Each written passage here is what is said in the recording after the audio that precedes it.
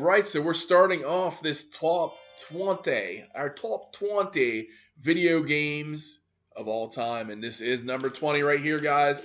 It is WWF Royal Rumble for the Super Nintendo. It was also released on other consoles like Sega Genesis and all that, but I played it. I still have the original cartridge for this game, but I am not playing it on a Super Nintendo right now. I just wanted to point that out, because if I was, I'd be killing it. But I do not know the buttons on what I'm using right now. I don't know anything. This is all blind. I didn't test this out before doing the video because I'm a schmuck. But I'm a schmuck. No, I just didn't. I like doing everything hands-on at the time. I don't like to test everything out. That's why my videos are all wacky. You guys are probably like, what's wrong with this guy? But anyways, why do I love this game, man? Well, for one, WWF, WCW I grew up with. That's my childhood, man. This game was made in 1993. I was 5 years old, a huge wrestling fan, and WWF is mainly what I watched, all right? All the wrestlers on this roster, they are the wrestlers I grew up with as a child, all right? Some of them, just retired a couple years ago. Some have been retired forever. Some have been dead for many, many decades, unfortunately. And but this is nostalgia for me. The Royal Rumble was also introduced, I think, for the first time in a video game in this. There might have been Battle Royals or something in others, but this is our first Royal Rumble. And that's my favorite premium live event, or as it was called back in my day, pay-per-views. And this is WWF, and it's now WWE. So there's changes. There's changes, guys. Getting old and like back in my day. Now, another funny thing with this, nowadays you have, 100 match types. Back in 93 on this game, we had 4. One-on-one, tag team, triple tag team, or Royal Rumble. So we had a triple threat tag team, and then, I'm surprised that's even on here. I figured there'd be one-on-one and tag team, and then of course, they're going to have the Royal Rumble because they introduced that on here. So we're going to click Royal Rumble. We can be 1 or 2 players. It's just me tonight, baby. So yes, 1 player. Difficulty, 5 out of 10. 1 out of 10. I'm going to stick with 5. And here's this roster. It's quite small, but we got, the Macho Man Randy Savage. I can't do the voice, guys, but there's that music. I love that. Love Randy Savage, man. Miss Randy Savage. We got Randy Savage. We got Mr. Perfect, another one of my favorite wrestlers of all time. We got The Undertaker. We got Bret Hart, the best there is right there, Tatanka. We got Crush. We got Ric Flair, which is another special character on this game. Why? Ric Flair's been around forever. But to me, I know he was a bunch of other wrestling companies, but WCW, he was a WCW guy to me. Always, that's where I seen him, that's where I watched him. But 1 year, a couple months back in 1992, 93, whatever it was, he was in the WWF, and they put him in the game. All right, this game was in 93, so it was probably the 93 Royal Rumble. And spoiler alert, he ends up winning that. It was either 92 or 93, I don't know. But he's in this game because of that, and that makes it even more special because Ric Flair really wasn't in the WWE, WWF until the early 2000s.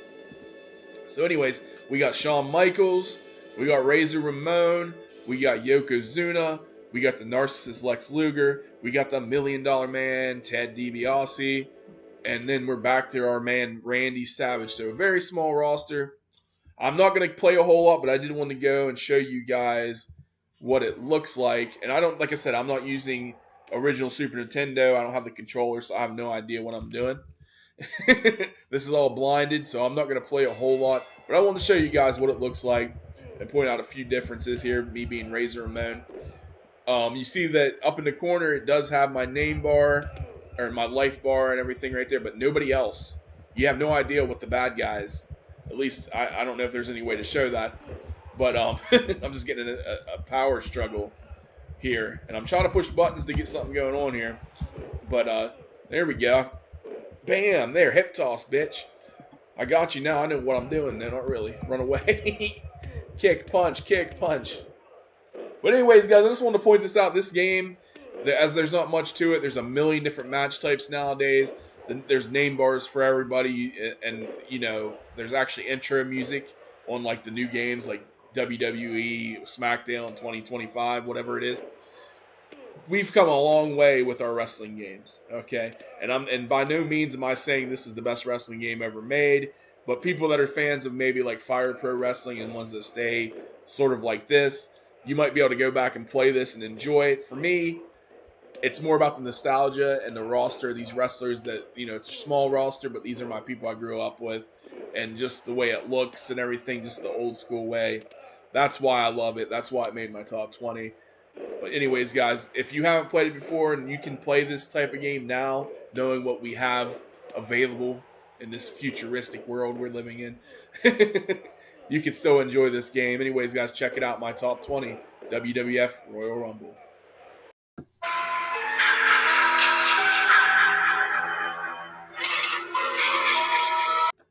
Alright, guys, coming in at number 19 on my top 20 favorite video games of all time. Right there it is, Friday the 13th. If you guys ever watched the movie. Now, this game came out in 1988 on the Nintendo, the original Nintendo, not the Super Nintendo, not the N64, we're talking 1988. This game is as old as I am, so that tells you something. But anyways, if you never, this is a creepy ass game. I want to start off by saying that. I mean, if you've ever played it, if you're old like me and you played this game as a kid, man, I remember sitting there with my mom, my brother, my friends. Like, we had the whole family involved in this game. It was just like, it was creepy. But it might not hold up nowadays with all the weird stuff that we play, but back in the day, man, back in 1988.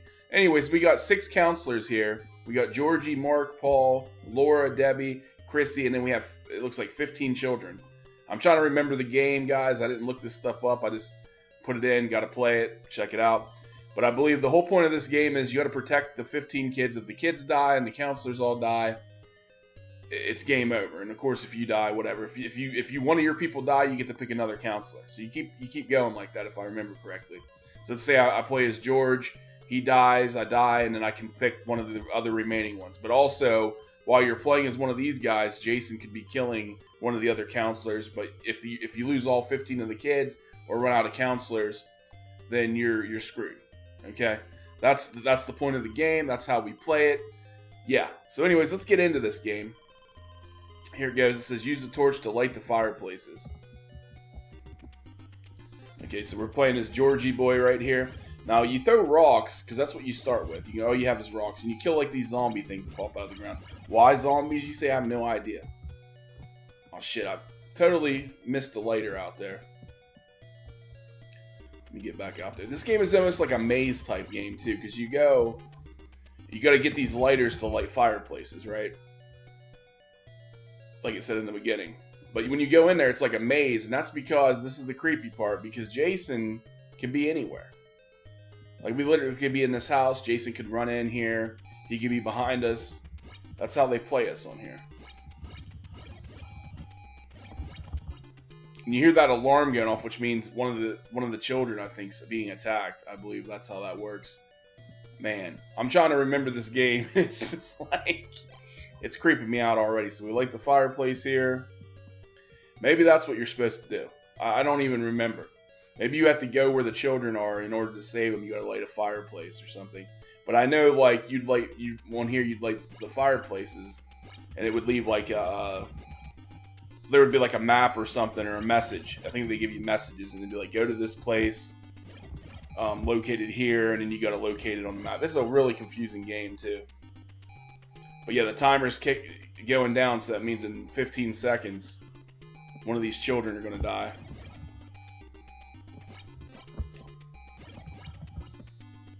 Nine seconds, 7 seconds. We'll find out how this game works in 4 seconds. Shit, there's knives. We want the throwing knives.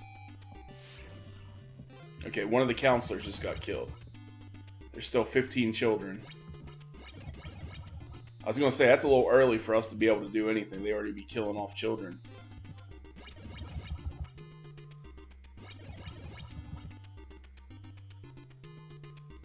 Man. What the fuck is that thing? A wolf? It's kicking my ass, whatever it is. Alright, let's get out of this cave, man. I gotta get out of here. How do I get out? I don't know. I'm stuck.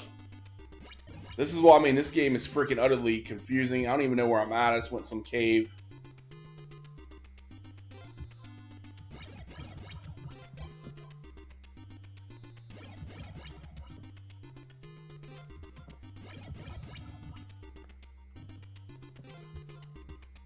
Spooky ass shit. I'm trying to keep these videos short, guys, but man, I'm trying to play too. I gotta figure out what the hell's going on here and figure out how to get out of this place. Another one of the counselors is gonna die in 1 minute, man. They're not playing. Jason ain't playing any games, man. He's murdering us. Hey, look, there's a key, I think. Is that a key? What is that? I don't know what that was.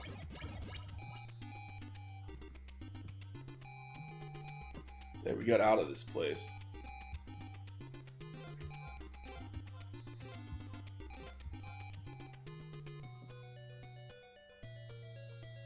Yeah, we got one key. So we found a key in there. So that's something, because we definitely need keys.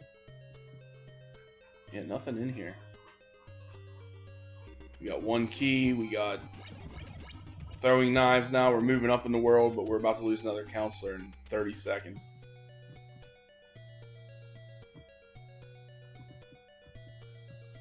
Confusing ass game. You imagine how frustrating it is? Now it's nighttime. That's great. Creepier at night.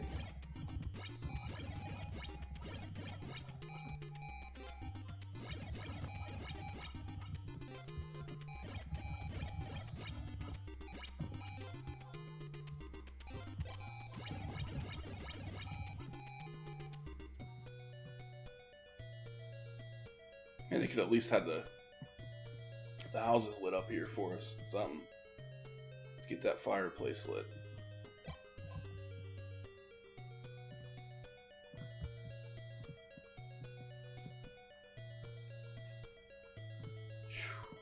Creepy shit.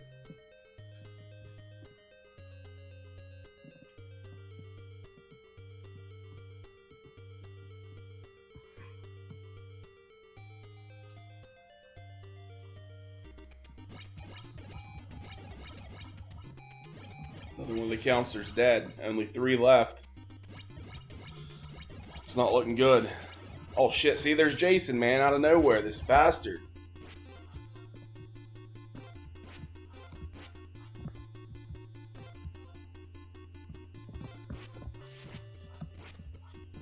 Obviously, we can't. I just died. I can't run from him. So here you go. I died. Jason got me. Right? So now I got to pick one of the remaining 3. So we're going to pick Mark. He's over here chilling out. Sucks because now we have stupid rocks again.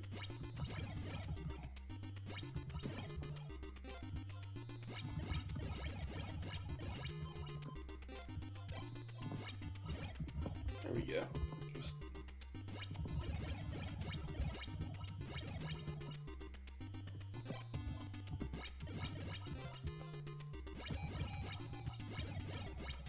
Now one of the children. See, now this is where you're supposed to go save the kids.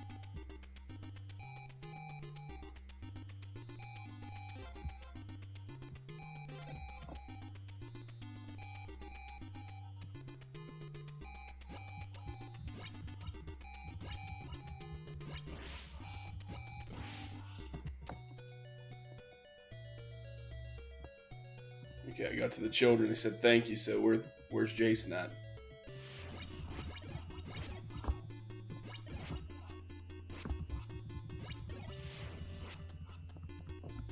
Man. How are you supposed to beat him? This game is so hard, man. Alright guys, I showed you how this game is. Now there's more to it. There's like a forest and there's like a weird cabin. There's a bunch of weird stuff. I'm like, everything's kind of coming back to me now. But I'll be here all day playing this game. As you see, it's super difficult. I probably haven't played this in like 2 decades or something, but I just remember as a kid playing this with my family, and us just like it being so hard and it being creepy because he would just kind of pop up out of nowhere. I mean, we got all them other games nowadays, and this doesn't mean anything, but back in the day, this meant something. Children are still being attacked. Let me see if I can get over and fight Jason one last time here.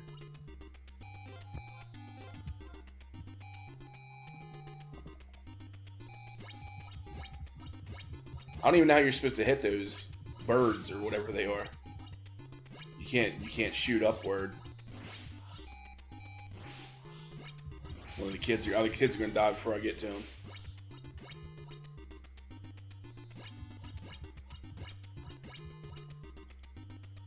Man, wasn't there 5 kids in there? There's only 10 left. He killed all of them. Yeah, I didn't make it to them. I don't think Jason's going to be in here. Alright, guys. This is longer than expected, but this is a creepy-ass game. If you have time, a lot of time, it's going to take a while to learn this game.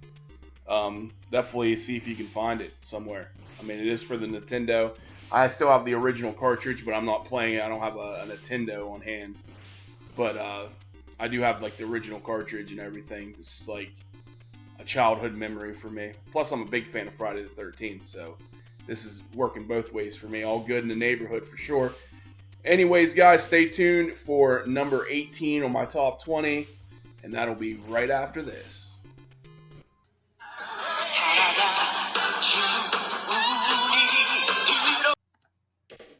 Number 18 on the list of my top 20 favorite games of all time is this awesome game right here. Now, this game is special to me for one. It's my first Dragon Ball Z game I ever played as a kid. And secondly, it was an RPG of Dragon Ball Z, which makes it very special. Even today, I think this game stands out amongst all the other Dragon Ball Z games that we have out here. But it was called Dragon Ball Z Legend of the Saiyans. It was made in 1992. For the Super Nintendo and was only released over in Japan and was only in Japanese. So how did I get it, or how could you get it? You would have had to have a Japanese Super Nintendo, and you'd have to understand Japanese, and yeah, that's the main reason, or main way that you could have gotten it the legal way. Now, how could you get it illegally? Well, simple, emulators and ROMs. That's how a lot of people get illegal, games. And basically, if you don't know what an emulator is, it emulates, of course. An emulator emulates, basically makes a copy of a Super Nintendo or Sega or any of those systems that you can play on other devices. And in this case, for me, it was my desktop computer at the time. And like I said, this was 1990, maybe 2000 that I found out about this game. And if you guys don't understand, like, well, it came out in 92, why did it take you so long to realize it was there? Well, Dragon Ball Z wasn't real popular in the United States in the early 90s when this game came out. I don't even think most people knew about it. I didn't know about it until the mid to late 90s from my best friend John, who was into anime. And this is around the time they first started bringing Dragon Ball Z to the United States, and they had English subtitles and English voiceovers and things like that for us to understand. So we didn't even know about Dragon Ball Z really until mid to late 90s. And again, my friend's the one that turned me on to it, and I'm the one that found this game because we had no Dragon Ball Z games in the States.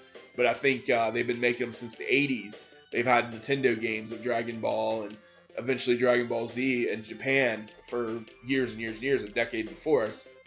So, anyways, that's the backstory here. I'm talking too much. But to give you a general idea of how I came across it,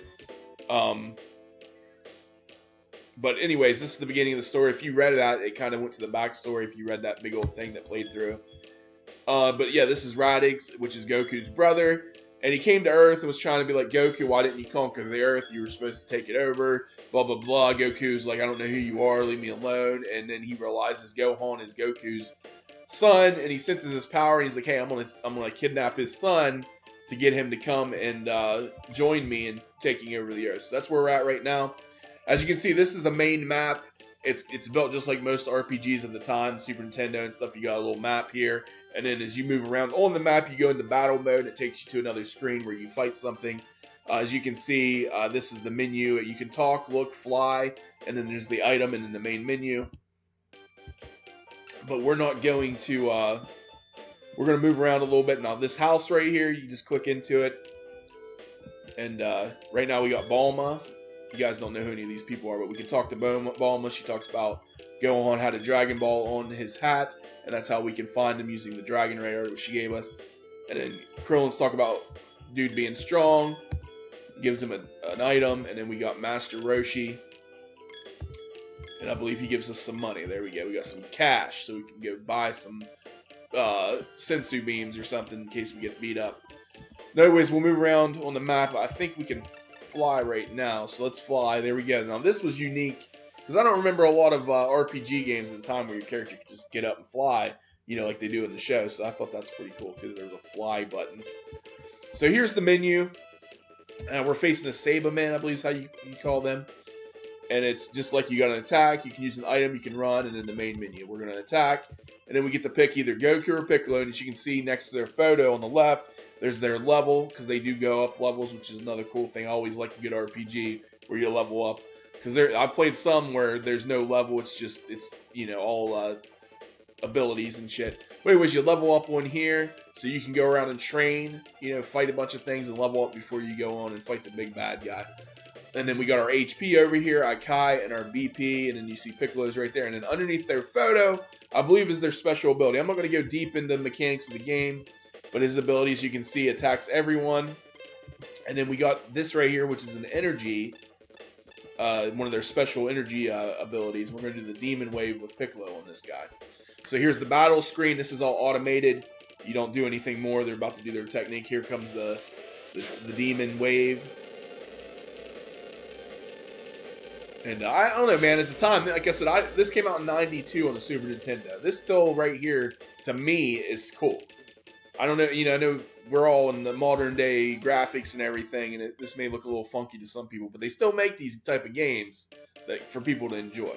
So, you know, there must be a long-lasting impression that some people can enjoy these. I know there's some games that I'll go, like I probably couldn't go and play Atari games much. You know, you go play a Pong or something, you're kind of like, you're just hitting a ball back and forth. There's not a whole lot going on there. So is that really something that's going to entertain you? I don't know. But this game still gets me. You know, maybe it's because it's my time when I was growing up, so it doesn't bother me. And like people that played Atari might prefer playing Atari because they grew up with it. But I was a Super Nintendo guy, so this stuff, it works for me still. I don't know, guys. That still looks cool to me. The graphics is not even a big deal. Like, I still think the battle system's nice. I can't understand what the symbols mean. I would have to play and remember, because obviously I can't translate that or understand what the symbols actually mean. You know, when I'm saying symbols, is these special abilities you're choosing here. I have no idea. I couldn't tell you. To me, they're just like cards that you pick and they'll do moves. So maybe that's probably something that can't be translated. I think it's what pops up. Oh, you attack everyone. Oh, all right, that's cool. What's the move called? Have no idea. But anyways, this game is special to me because it's my first Dragon Ball Z game. It's an RPG game, which makes it even more unique because we still don't have a lot of those. Even now, there's not a lot. I think maybe Game Boy Advance had one that came out years and years ago. And I think the Dragon Ball Z Kakarot for the PS5 or PS4, I have that, but I don't think it's similar to this, but it's not exact. Like, I couldn't get into it as much as, because I think it's more, with that one, it's still kind of like the Budokais or whatever they're called, and those ones where they're more fighters, you know, more like Mortal Kombat or Tekken type games rather than like a nice RPG driven ones. And even with this one, you can, like some of the stuff that happens in the show, like some people die, you know, on the show at certain points. There are parts of that on here where you do have to have some of your characters die to continue the story.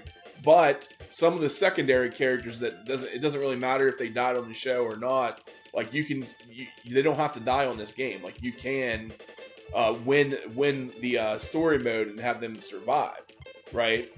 And they'll go up in levels, and you can keep working with them and make them better and better. So I thought that was cool. So you don't necessarily have to have people die at certain points. Like they can survive and go on, but they also can die at those points. Like for instance, you're fighting Nappa. I think Nappa kills Yamcha, or they kill a bunch of people, Vegeta and Nappa, right? So like you could have a few of those people. Let's say Yamcha doesn't die right there; he survives. Tien doesn't die. Chaozu doesn't die. Like if you can continue on this game and still level them up as the next saga begins. And as this game goes, it only goes to the Frieza saga. So you go from the Saiyan, you start at the Saiyan saga, and you end at the end of the Frieza saga. But I'm talking too much. But those are two of the reasons. You know, the game is the first Dragon Ball Z game I played, and then secondly, it's an RPG, which is still unique to this day. And then thirdly, you know, my friend John, my best friend when I was growing up, he's the one that brought me into anime and got me into Dragon Ball Z. And I was moving. Me and him were best friends for years and years, and I was moving and going to a different state. But I was finishing off school, back where I used to live, which is where he lived, and he helped me move the day before. And the day before, while he was helping me move, I kept talking about this game the whole time. I was like, dude, I found this really awesome RPG Dragon Ball Z game. He didn't believe me, and I was telling him about it because he was into like Final Fantasy and things like that too. And I was like, yeah, you got to play. It's really cool. And I just kept talking it up the whole time he was helping me move. So I had to come back, and I was going to stay all night with him at his house, and then I had to go to school the next day down there, and I was going to finish off school. I think this was like 6th or 7th grade, and my house was basically empty. There was a few things there because I still got to stay there for the next like 3 weeks, and my stepdad was going to be down there because he was still working. And so I was telling John, I was like, hey, instead of going to school, because we were walking to the school bus, I said, still go to school. My house is empty. No one's going to be home. My stepdad's going to be at work. My mom's states away in the new house. I was like, we can just skip school and play that game I was talking about. He didn't, he was like hesitant. And I was like, man, I'm telling you, this game is fun as hell. So I talked him into it. And he basically, me and him went up to my room, and there was the desktop, and we sat there and played probably like 4 or 5 hours straight. Didn't even worry about, school. We just totally forgot about school. I mean, we were already planning on skipping when I brought the game up, but we totally just we were all worried about it at first. Well, he was. I didn't really care. And we were just talking about how he was, concerned. He's like, oh, I don't want to get in trouble. And I'm like, dude, don't worry about it. This game's fun. It's worth skipping school for. All right. So, anyways, 4 or 5 hours straight, we played this game together and was having all kinds of fun. And we got pretty damn far in the game. And then my stepdad came home early and wasn't expecting him. He came upstairs and he was like, he got frightened because he wasn't expecting anybody to be in the house. And he's like, what are you doing here? So we got caught playing hooky from school. So he ended up taking us to school, and we spent about, I don't know, 4 or 5 hours playing it, and then 3 hours at school. Still got taken in there. So not sure what to expect from that, but we did all right. I don't think we got in trouble. We didn't get in trouble at school, and our parents didn't even ground us, I don't think. So we did all right. It was a worthy school hooky playing going on there. So those are the reasons why this game, nostalgia and the memory of us doing that, and it's just really cool. It was really cool. I'm not gonna play. I think Raditz is in this mountain. You have to go through that cave, I believe, to get to him. I'm not sure. I'm gonna look around a little bit because I'm gonna try to get to him before I end the video. But I'm not sure. Oh, there he is. Yeah, I believe you have to go through that cave down there. And you see Raditz, and then inside that little things go on. But we're not going to do all that because that video will be too long. Maybe I'll do a playthrough if you guys want. Or just play this yourself and get into the game because it's very fun, guys. I'd say the best thing to do is play it yourself if you're a Dragon Ball Z fan especially. Because even nowadays, I think this game still lives up to hype. I still think it's a really fun game. And I don't think you'll regret playing it. You'll get used to the keys and how the different symbols are and what they do. And I think you'd have a lot of fun with it. It's definitely a game worth checking out for sure. But yeah, that's why this is my top 18, my 18th number 18, guys. So yeah, look it up. If you find the emulator, find the ROM. I don't know if you can download this on Nintendo Switch. I doubt it's on there, but if it is, I don't have a Nintendo Switch, but if it is, guys, buy this game before you rip it off somewhere. But if you don't, then find the emulator or ROM and play it that way. I definitely enjoyed the game. I love it. But let's move on.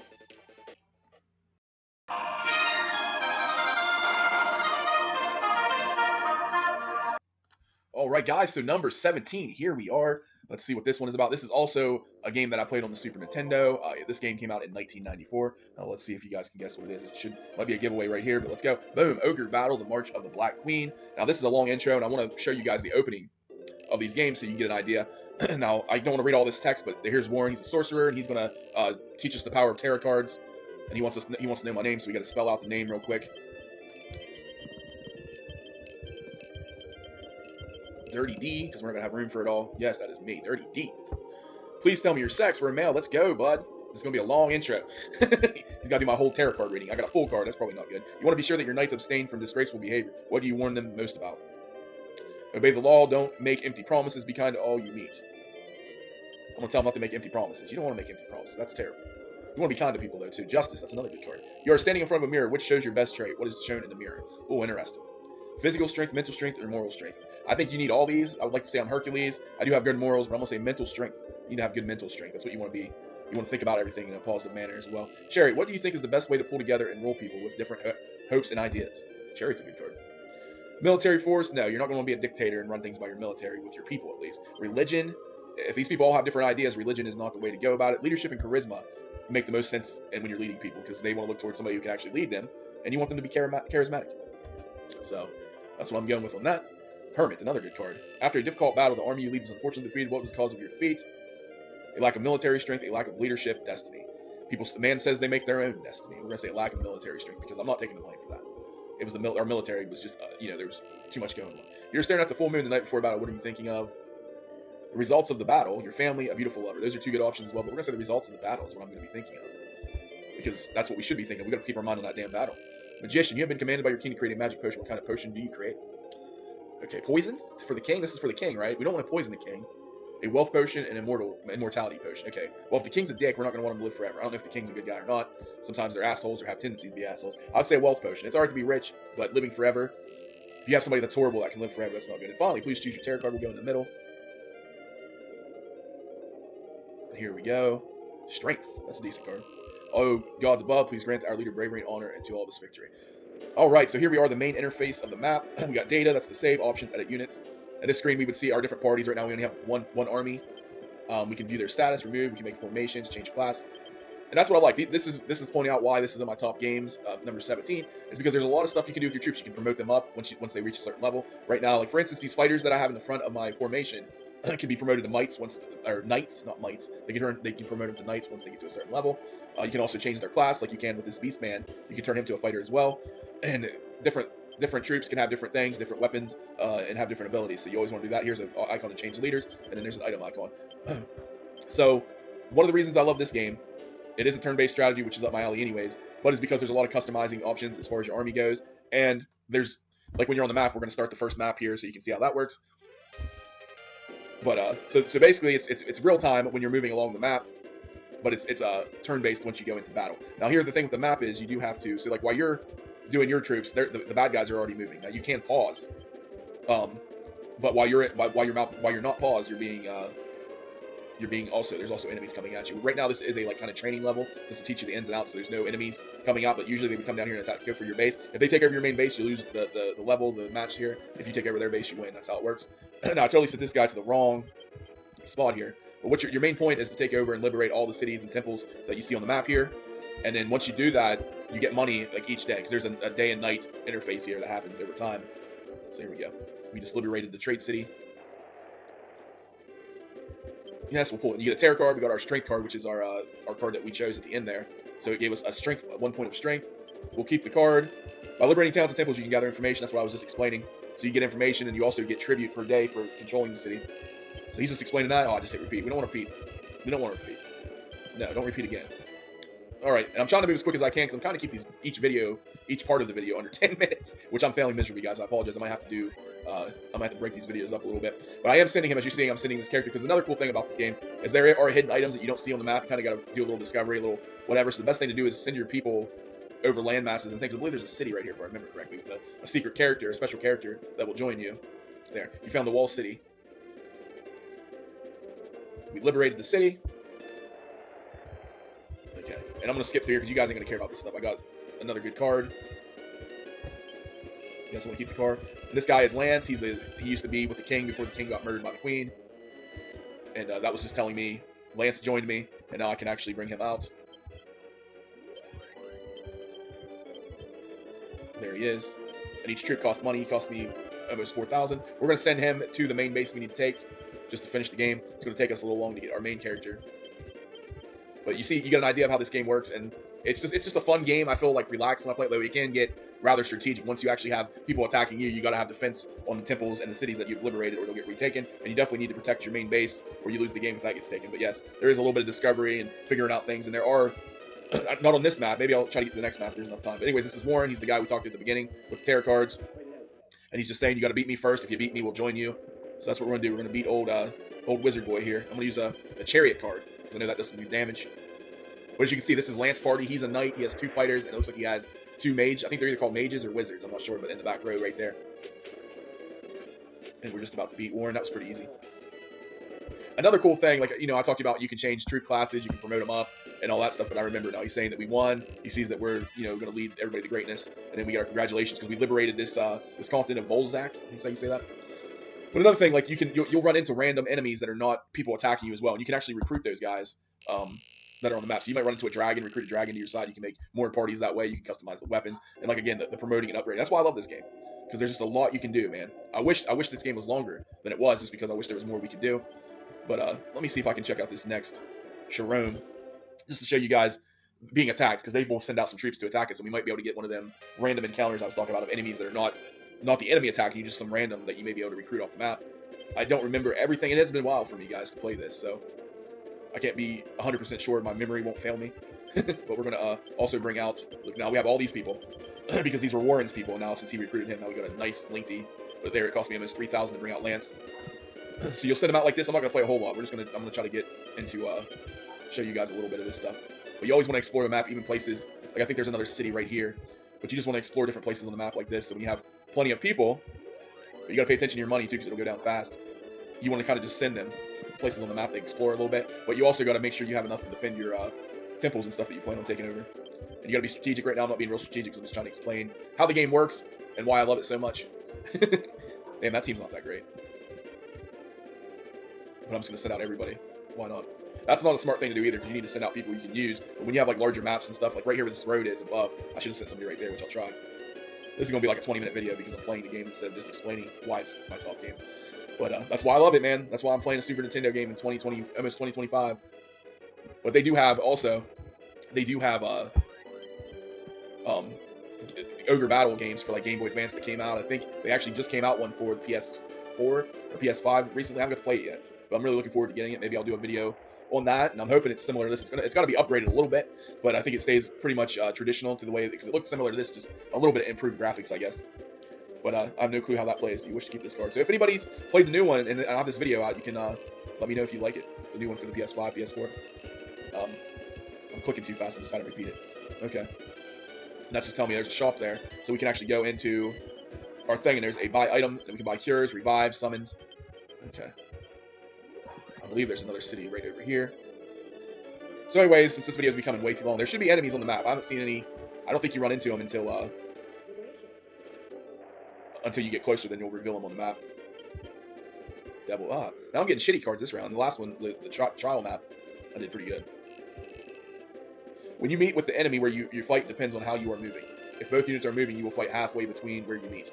If one unit is not moving, you will fight on the ground of the unit which is not moving. To give yourself an advantage, try waiting on the type of ground you fight best on. And that's what I was kind of saying last time. Like, you can get troops that are better in the forest. You can get troops that are better in the water. Like, there's octopuses and different things you can recruit. And that's basically, this is just training levels explaining all this stuff, and I don't need to explain to you guys. But there is, that's about the strategic part. You got to be smart. Are your people good on the plains? Are your people better, which troops are better fighting here and there? But we're not doing that right now. We're just randomly throwing people around. I'm hoping to run into, encounter a random, I don't know if this is another training level or not, but usually when you go towards the forest, you get an encounter. And this right here, I think is that a mermaid unit? Like, they should be able to move better and fight better in the water. We got a full card. We got 1 point of luck. Yeah, keep that. We also found an item, protect. Welcome to 80 years ago, the Zenobia Empire was built, blah, blah, blah. We were created by Prince, persecuted against the... I don't want to read all this, it takes too long. Okay, he was basically saying what I told you earlier, that there's enemies. There are ways to resurrect yourself if you die, one of your troops die, or are injured, you can go to the temple and do all that. Okay, so we met an enemy. I like our chances here. We're going to use a card anyways. We're going to use the Magician card. Now, the Tarot cards is special, too, because they all have these abilities and stuff. And I think the Tarot cards, the whole believing in destiny or like horoscope type deal kind of thing, I like that. I like the idea of fate and things like that as well, in games at least. it's just kind of cool. Like, you know, the tarot card field this game, I like that. That's another special reason. It's mainly the tarot cards and the fact that there's so much customization you can do, and so like upgrading and all the stuff I'm already talked about. Yeah, we're definitely winning this. Okay, so there's only so many turns. I forgot about that. There's only so many turns. If you don't kill them, you know, they're still on the map, so they could go heal themselves, or you want to make sure you want to finish them off before the end of the round. I think that strength just gives us strength. I don't think it defense up. There we go, defense. Okay, we gotta kill those mages, man, wizards or whatever the hell they're called. They're fucking strong. Just keep using tarot cards. I can't remember what everything does, but we're gonna find out. Oh, that's nice. That messed them up pretty bad.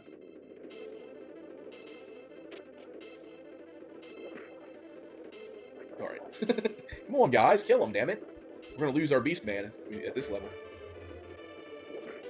Okay, the dog's gonna be dead. Oh, kill him. There we go. All right, guys. So you get the idea. I'm not going to play the whole level. Well, you see there's enemies coming out. I wish I could have got some random encounters, but we didn't. I just like the idea of showing you guys how to recruit people off the random map. But yeah, this is why this is number 17 on my list, guys. Stay tuned for number 16 up next. But yeah, Ogre Battle, man. There's different versions of the game. There's sequels and prequels. I don't know if there's prequels, but there's sequels to this one. And can't wait to try the new one that came out pretty recently. But anyways, guys, stay tuned. Number 16 on my top 20 video games of all time. Now this one, I don't know too many people know about it. When I've talked about it before to other people, I don't think it's a well-known game. Well, this game was released, it's called The Movies. It was originally released in 2002, and in 2006, they came out with the Stunts and Effects Expansion Pack, which is what this is. This is just the add-on to the original game. So yeah, there was an online mode, which I never played, and then, you know, normal game, movie player, whatever. We don't need to do that. The movie player is just where you can actually save the movies that you create in game. Because if you don't aware what this game is, basically you operate your own movie production studio. Okay, so you have sets that you build, and then you also hire actor and actresses. You got to keep your actor and actresses happy. So you also have to build things like cosmetic surgery like buildings, and you got to give them trailers and upgrade their trailers and areas. And it's like a simulation game, sort of like a tycoon game meets The Sims type deal, if you consider those about the same type of game. Right, so you have these little Sims actors that you got to keep happy. You also got to hire maintenance workers and builders to build sets. So you got all that going on with this game as well. So if you're into tycoon games and you never played the movies, it's the only game I've looked all over for another game that's like a movie production studio sim game, and I can't find it. You know, this is like the one of a kind, and it's sad. I mean, 2002, maybe it's just me that likes this type of game, but it came out in 2002. I remember picking this game up cheap too. I think I paid like $10 for it when it was released. At like, I don't know, my local like Big Lots or Target or something. It was real cheap. I just remember it being cheap. I wasn't even sure about it. Seen it on the rack, bought it, and yeah, absolutely love this game. So anyways, I'll open this save game. Again, the game starts in the 1920s. As you can see, January 1920. I don't know if I can turn that volume down. Where to turn that volume down? Let's see here. It's already pretty low. Hopefully that helps. Okay, I gotta talk about it so we can't have all that. So anyways, this is where you start in the game. It's like I said, it's a simulation game. So this is like your studio park here. And I haven't played this game in a while, so you have to give me a little break as I don't remember everything. But you have your staff office here. This is where you're gonna create your builders. So we have these people waiting in line for jobs, so we're just gonna make this one. Now you can hover over them and it'll tell you how much experience they have with what. This one has some experience with lot maintenance. So we'll put a couple people in here for builders. And then you go in your menu here and you can build casting offices, makeover department, crew facility. Like you can see, script office we're gonna need, but we need a casting office. We don't have any actors or actresses or anything. So yeah, it's just a tycoon sim game that you're gonna just build your own studio here. I'll go off there. Now, I could play this game for hours and hours and explain all that. I'm gonna try to build the basic buildings real quick. You can speed this up too, so you don't have to wait too long. I don't want to make a 3-hour-long video for each one of my top games because they seem to be getting longer and longer as we go. And I'm afraid once I upload this, it's going to be a very long YouTube video for you guys. So I apologize ahead of time. Well, you're going to be watching this when it's going on, so I apologize for the overly long video here. But as you can see, I'm just building the basic stuff I need to start out with. And usually I would try to make it all nice and neat so you guys can see how all this goes. But I'm just building the basics so we can get our first movie so that you guys at least see how that goes. And as you can see, I'm also putting in like, you know, you got to build your little roads here so people can get around easier. It also increases your the way your studio looks, which is important in the game. Now you can see here at the the crew facility. So I'm gonna hire some crews. These are the people that'll be doing like your camera work and stuff for your movies. So we're just gonna make all these people crew members. And then right here we got our where we release our movies once we finish one. And there's another thing I need to do there. Looks like somebody else is looking for a job right here. Create another builder, why not? So you see right here in this menu, you have this is what they start you with: a cellar, which is like for horror movies. It tells you what you can produce in them horror movies. You got a sci-fi bridge, you got a stage for comedy, a Wild West for I believe that's for action, and a Wild West saloon. Maybe that's I don't know, it's romance or what. But anyways, we'll get the Rusty Cellar because I'm a horror movie fan. So we're gonna make our first movie. I'm not gonna build everything I need, but we're just gonna do one movie so you guys can at least see it. Now, when you start out in this game, the movies can be kind of corny. They're not like real respectable, I guess is what you would say. Now right here we got our movie script writers that we can hire. So we're gonna do a horror movie is gonna be the first one we do.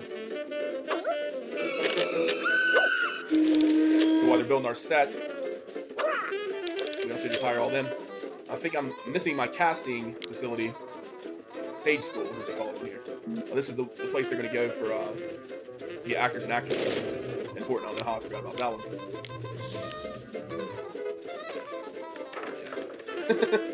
But yeah, you can. It's like any other tycoon type game. You want to make your areas look nice too. You also have money over here in the corner. I have $95,000 left, which isn't much.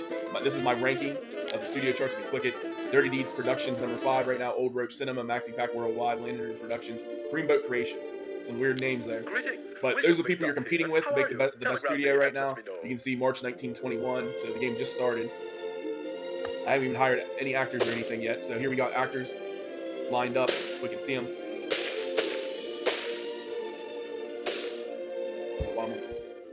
Having issues here. Trying to click people. Okay, so there you can hover over people. This guy has experience in action. He's 18 years old. It tells you what his looks and his physique are. So we'll hire him as an actor.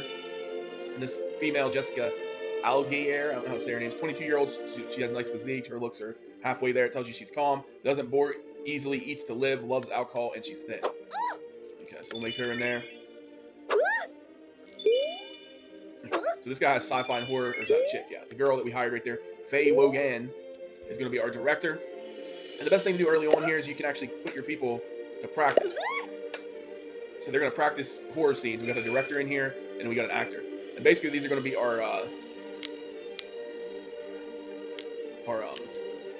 people that we're going to start with. Now, as you get deeper into the studio creation process, you unlock better sets. You'll get a research facility here later, where you can research special techniques and new technology and things like that, and costumes and different stuff for your actors, and which makes your studio better, right?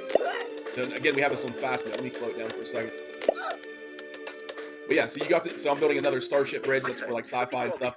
And then you got, again, this is where you hire your staff and maintenance workers. This is your casting office once we finish the script and put it in there. And this is where you hire creators, directors, and actors. And as you can see over here, we have a script called The Space Monster. It's a horror, which we had our writers write. Now, if you want to scroll through here, you can find your writers. We'll tell them to do a sci-fi, since we're making a sci-fi movie, or a sci-fi building over there. To practice sci-fi, we'll do one of those as well. So anyways, the best thing to do is have the other people practicing, and you also need to pay attention to their what they're thinking. When you hover over them, it'll tell you what's going on with them, if they're upset, if they're angry. You can see more his salary. So the lower it is, you can increase their salary or decrease their salary. It tells you if they're hungry. So their wants and needs. So if they're hungry or whatever, you make things like we have a bathroom here if they need to use the bathroom, which they'll do this on their own. But if it's like you're in the middle of trying to train them to learn scripts or whatever, you might need to drag them into like the snack van or somewhere else, or a place that reduces stress to get them going here. But anyways, to start this off here, we'll go with our first script, and we're gonna go right here, begin casting. So it automatically puts in the crew here, and then we gotta hire an extra, which I don't think I hired extras, which is not good, because I need an extra. Yeah, I don't have any extras here. So what I'll do is I'll just take one of the crew members. I think we got enough crew members. And I'm just gonna make this guy an extra. So now he's going in here. Now we have an extra. Now lead role, since this is a horror movie. So this is the guy we've been training on the horror scripts. So we'll put him in there. And then we only have one director, so she'll go in right there. So what happens now is they're going to, basically, they're rehearsing the script for this. Once this fills up, I'll be able to release the movie, or not release the movie, but start the movie on the way there to get released. So again, just train up people. I should have made one of these people, which you still can. If you wanted to like switch one of these people, let's say I wanted to make one of these a new director. Now they may get upset about this because they want to be an actor instead, but I'll just make her a director. See her, you can see her bar going down, meaning she's not happy that I switched her from being an actress to an actor. Now to make them happy, you can always go, I think, the star charts. I'm trying to remember how to do stuff on here. Again, I haven't played this in a while. I think you click the actual income here. And here you can increase their salaries, which will make them happy. So what I'll do is I'll just increase everybody's salary a little bit, which this means the more money they get paid, the more they're supposed to put into their acting. Like the happier they are, the more satisfied they are, the better they'll do their job. So at least they're supposed to. So anyways, we got our first script here. Now what we'll do with this is we'll take it over to, actually I think it's in here. We're going to shoot it now. Maybe. I don't know why it's doing that.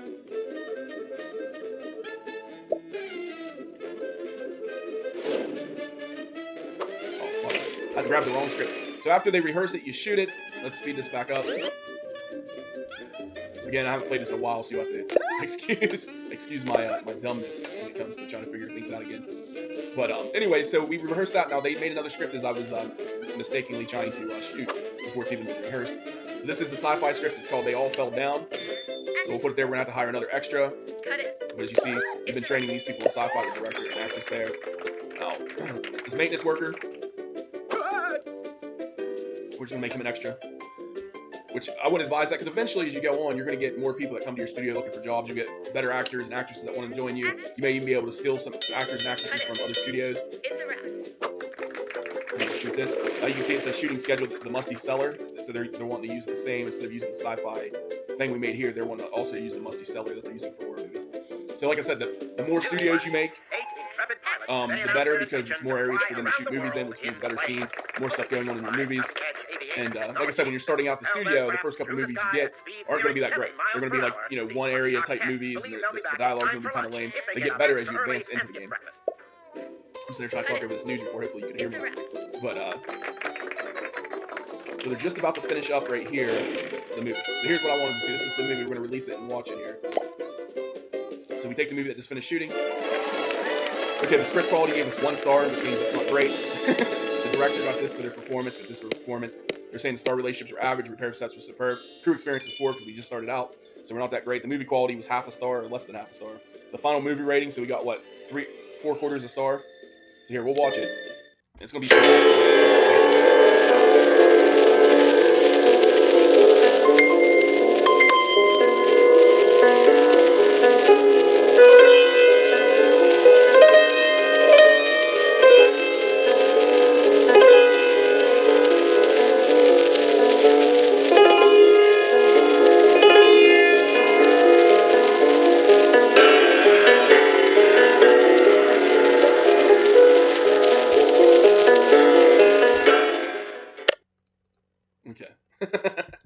As you can see, pretty lame.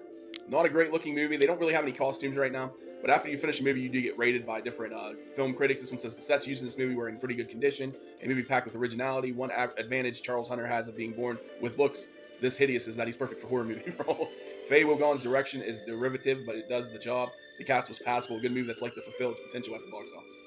So even though the movie obviously looked terrible from what we've seen, there was no good costumes there. We didn't have any monster costumes or anything. Hopefully our sci-fi movie will turn out better. I'll just fast forwarding.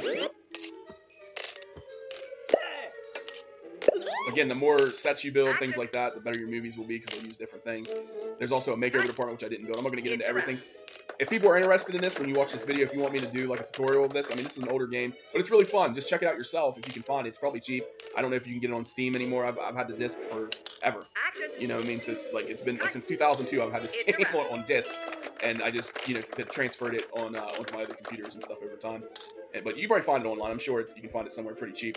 But it does get a lot better than what I'm not doing justice because there's just too much to go over and not enough time. But just to give you a generalized idea, there's a lot you can do. It gets better as it goes. The sci-fi is about done. We'll try watching. It'll probably be horrible also. Because like I said, this is the beginning stuff, using all your beginning stuff. So they're never that great at the beginning. But you can get some cool looking videos in the future. They all fell down. We got 1 star. Jasmine Carr, performance, average, super, poor crew experience, of course. Can we even get 1 star here? No, we got 2 pours there. We got half. So this one's half a star. So it's less. It's not even as good as the last one. So here's the intro, which I wish they could do the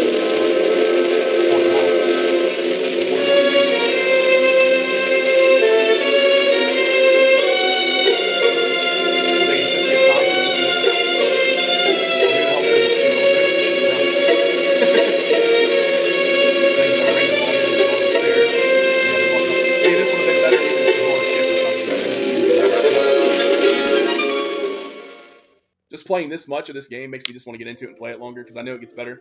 Right now, you're probably like, these look awful. And then of course after every movie, you get people telling you suck or whatever. Since these sets have been so overused recently, directed with a blatant disregard for quality. So, the better you go, or the longer you go, the more sets you build, the better that you make your actors. You get them more experience, you get your crew more experience, the better the product. But yeah, this is basically a movie production studio tycoon. That's what it is. It's a one of a kind. I don't think they made any other ones. I wish they would make an updated version of this, like somebody. But I've looked. I've seen some kind of like ones on like the Android phone, but they're nothing like this. But yeah, if anybody's a game creator out there, man, look into making another, for me, at least for me. I don't know if anybody else liked it, because like I said, I found this in like a $10 bin or something when it first was released in 2002. So anyways, guys, this was my number 16 favorite game of all time. I might be the only one that enjoyed it. I love this game. Check it out. If you're interested in me doing more videos on it, because I would love to play this game. I'll probably play it anyways, but if you want me to do videos on it, I surely will. But anyways, guys, thanks for watching. Stay tuned for number 15.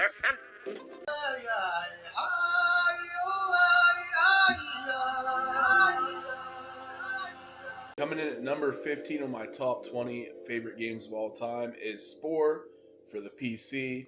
Now, this game originally came out in 2008, and yeah, I don't know what you'd consider this game, but here at the beginning, I always call it an evolution game or evolution sim.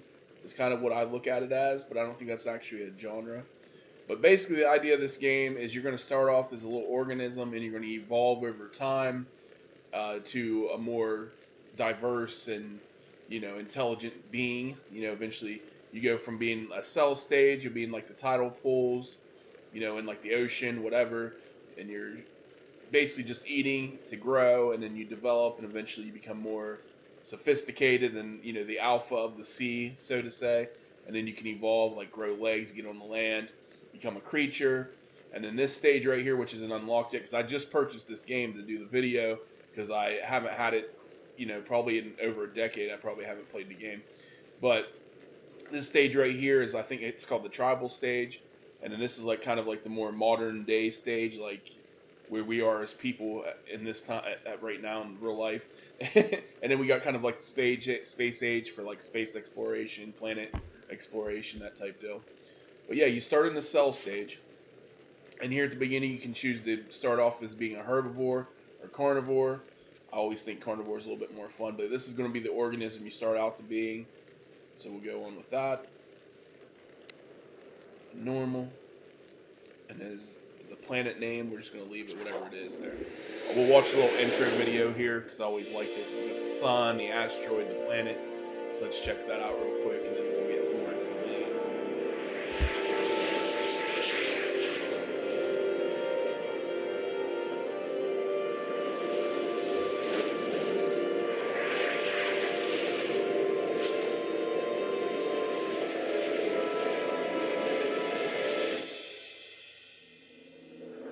It always hypes me up to watch the opening of this, because it's just like so cool. Because this is kind of like what I feel like life was created with the evolution, everything. The asteroid hitting the planet, water brings about life. So there we are, a little asteroid heading into the deep.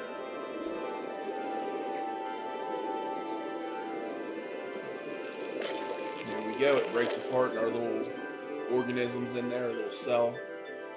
Throughout Spore, the choices you make impact your future. As a cell, your mission is to eat, grow, and evolve. Growth is measured in your progress bar below. So it's talking about this right here. So you eat and you get DNA points, and you can eventually get items. Like, I guess they're called body parts. You can evolve your character. It'll show. I'll go through all that here in a second. But you see this down here. This is like your milestones. Once you reach those, and then you get to the end, that's when you'll evolve. And right here it tells you the history of your species. Here's generation 1's where we're at.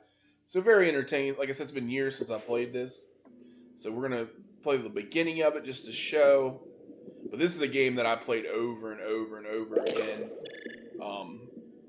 Back in the day, it was one I was definitely addicted to. That's why it made my top list. And it's a one of a kind because a lot of people would, I mean, it's kind of like an open world game. It has elements of like a colony simulation, you know, where you control like a little basically a little civilization, like it states a little colony. I'm trying to eat one of these little organ. They're too fast for us. Get back here. I think you're going. You're my food, damn it. Bam. There. We grew up a little bit. I see a couple beasts coming up. No! I don't want to be your dinner. It should put us through the little tutorial so I don't have to explain everything, but your main point is to run around and eat as much as you can. Here we go. Other cells and meteor bits are the key to finding new parts. So there's a little part. So the more other species that you kill or other animals kill and you come across these little parts, you can actually, you want to go over to them, collect them, because then you can eventually mate and then you'll be able to evolve your character. The next generation you can add on different body parts. Okay, it wants us to do the mating now, so you can see that. Now you see your little icons over here with the little hearts. This is where you're going to find your mate to start your new generation here. And there they are.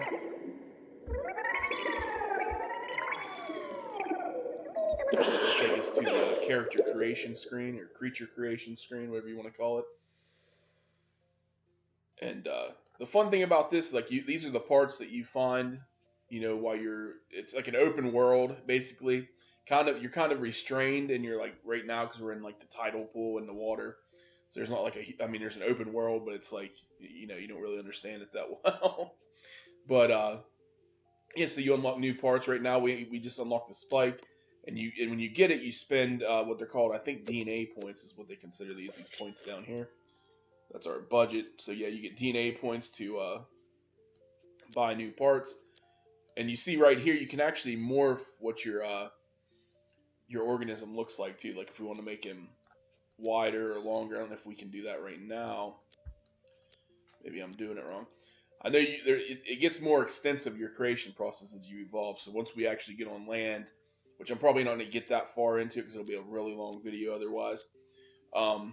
But yeah, you can eventually evolve and go on land, and up here you can actually change the skin of your creature here. We'll make him orange and little stripes on him. And we're just going to call him Deeds because it's going to be the next generation. So there's our egg. Once we hatch, we'll look like our new cells. We've got spikes on the side. And that's about it, man, for how this game is. And like I said, the replayability is a big factor in why these games make my top list, because it's probably games I went back to and played over the years. Stuff that I played for long periods of time over and over again. Just got a lot of play hours out of it. That's what makes up most of my list. I mean, there are some great games out there, but I didn't put as much time in as I did other games. This is one that I spent a lot of time on. And it's just fun. Like I said, it gets a lot better. If you guys aren't aware and played it before, it was a highly popular game, so I'm assuming most people probably heard about it.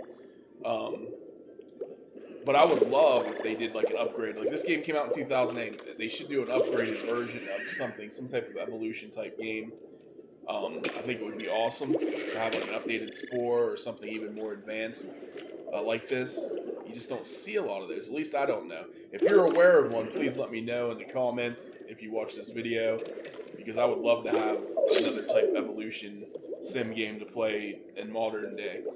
But yeah, guys, that's about it. I got this on Steam. I'm playing on the PC. I think that's the only console. I don't think it's on a console or anything. I think you can play it on a PC. But yeah, I'm playing it on Steam right now. If you are interested in it, like this is December 2024 is when I'm making this video.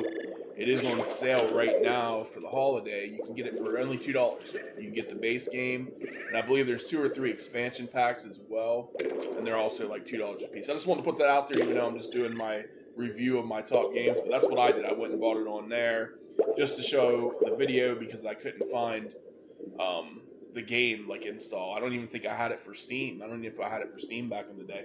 I think I just had the disc. But anyways, guys, this was my number 15 top game out of my top 20. Stay tuned for number 14.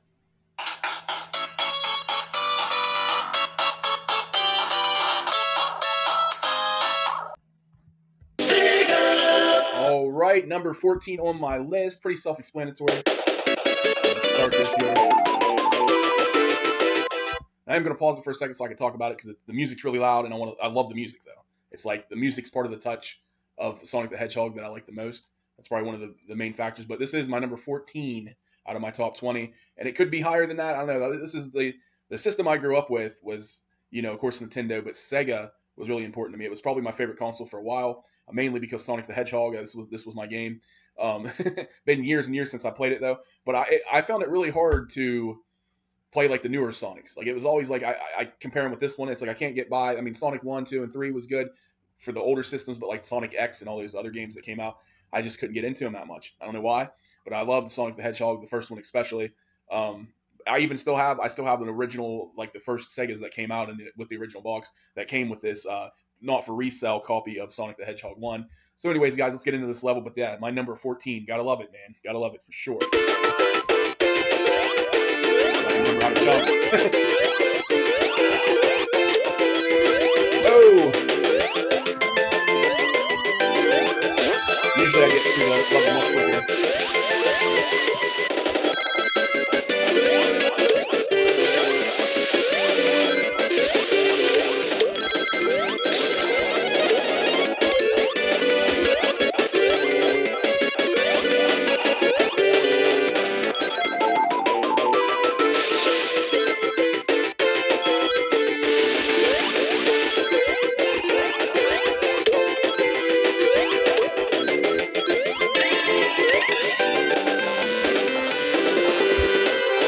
I've always sucked at the bonus level. Always. The bonus level I always fail. See if I can do any better.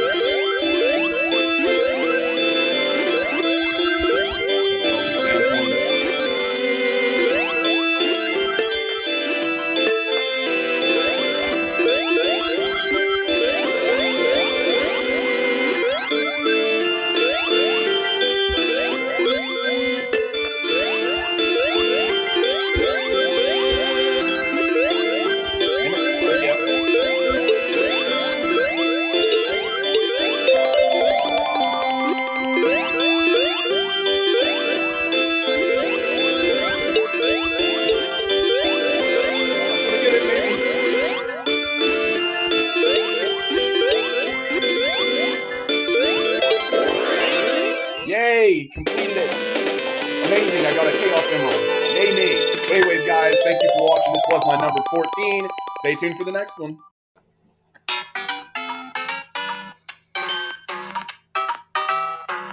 Alright, guys, here it is, number 13 on my top 20. And I have to say, this is my favorite Super Mario Brothers, Super Mario Brothers 3. And all you have to do is look at it and know why this is the best Super Mario Brothers. I mean, damn. Look at this awesomeness. But here you go. You got a vast improvement from the original Super Mario Brothers. I think this is more of a sequel than Super Mario Brothers 2. You just got so much more. It's just like you took the greatness of the first Super Mario Brothers and then you just implemented like the different, the frog suits and the feather where you can fly and just the different types of levels and the different types of enemies. All this on the Super Mario Brothers 3, just a great advancement. Let's be honest, Super Mario Brothers 2 was a great game as well, very unique. I don't know if it's great, but it was a very unique game, but way different than the first Super Mario Brothers. But Super Mario Brothers 3, man, let's get into it. I want to play a level of this. It's been so long. But let me get into a level here and see what I can do. go. Let's hopefully I don't die right away. It's funny how you remember like the mushrooms in here. And, you know, I'm not going to worry about getting all the coins right now because I'm just trying to remember everything here. I do remember this duck right here gets me this feather. And I just need to... What are these called? Goombas? Is that right? There should be one more. I don't trust it. It'll kill me. Okay. Almost got me. It's trying to fly. Look at that. Perfect. Perfect. Get my extra level up there. I think we want to go down, down, down right here. And I do remember we'll use the duck.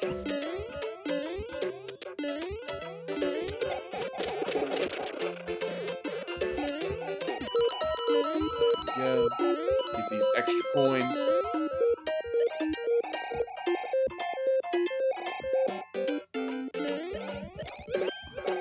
Damn it, duck, you're supposed to be gone. Quit screwing up my flight.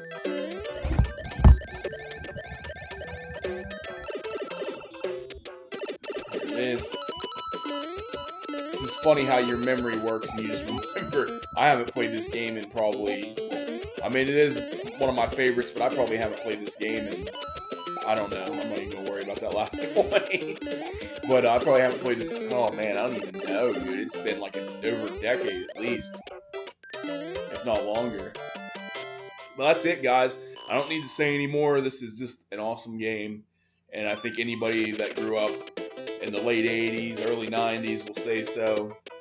I mean, there are some other good ones. I want to shout out some nice honorable mentions. Maybe I'll do a little honorable mentions after I'm finished with this.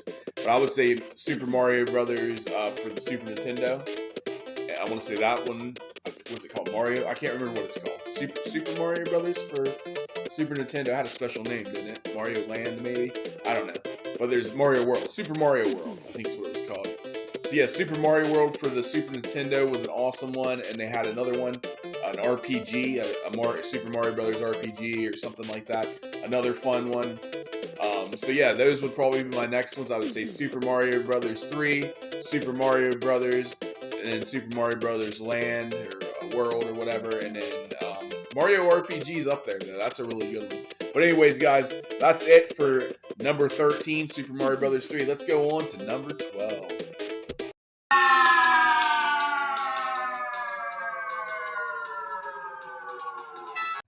Alright guys, so number 12 of my top 20 favorite games of all time is Battletoads for Nintendo. Now this is the first Battletoads to release.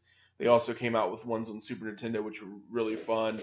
Then they had a Battletoads and Double Dragon, which was another hit for me. So I like all of them. But I wanted to start with the first one made, which was made in 1991, as you can see on the screen there. Now I'm going to try to love that music. Get ready, Toads, down to the surface on the turbo cables. So we're at level number 1, Ragnarok's Canyon.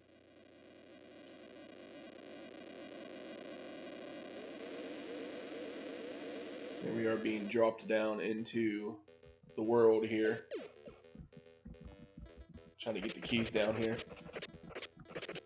Oh shit, I'm getting my ass kicked. You can tell I haven't played this forever. I'm trying to remember the keys. Here we go. Got my ass kicked anyways, but... Boom. Boom, bitch. Boom. Oh, one of these...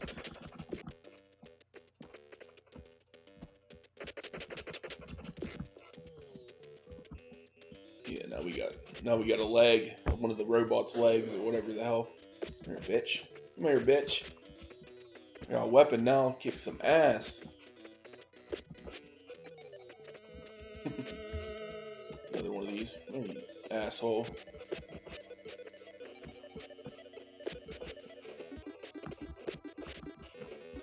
They'll start coming back to me. Shit, I can eat those, right? Oh, I missed the dragonflies, damn it.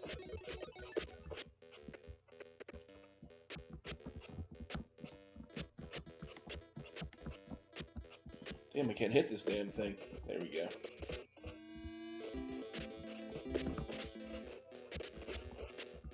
Okay.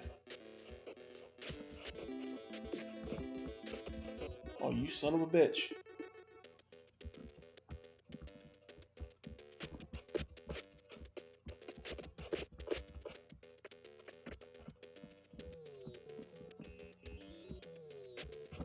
Oh, I just died, jumped off the edge. Oh man, my skill level's sucking. There we go. I think I just lost.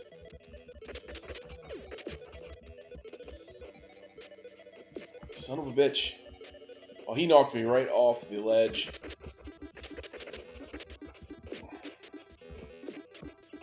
Damn it, I'm trying to get my weapon, you bastard.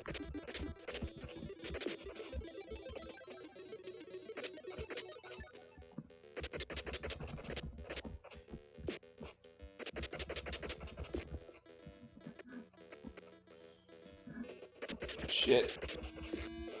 Yeah, so this is a beat 'em up. Give me them damn dragonflies.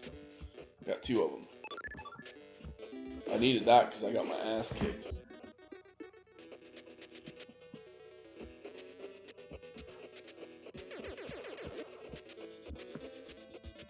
I gotta pick them up and throw, right? Yeah, that's how. Shit.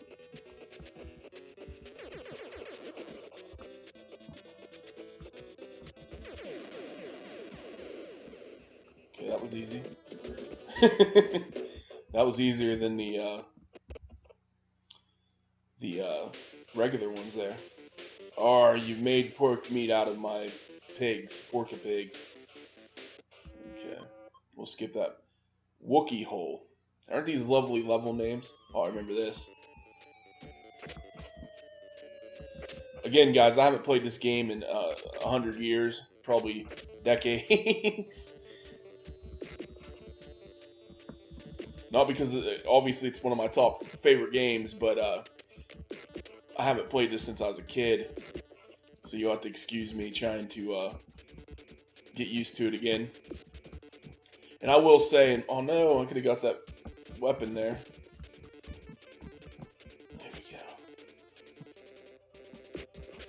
I will say, I still feel like the Super Nintendo, the Nintendo games were a lot harder than today's games. Even though as advanced they are, and there are some difficult games out there, so I'm not going to pretend like there isn't. But I feel like these games back in the day, I don't know about Battletoads specifically. Oh shit, I just died. Damn it.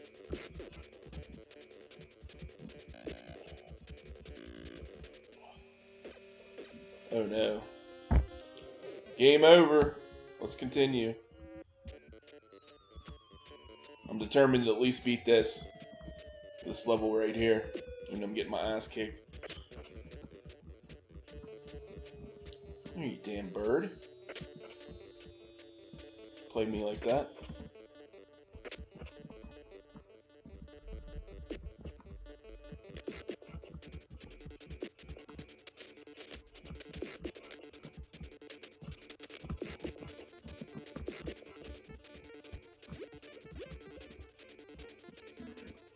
I feel my skill levels getting a little bit better.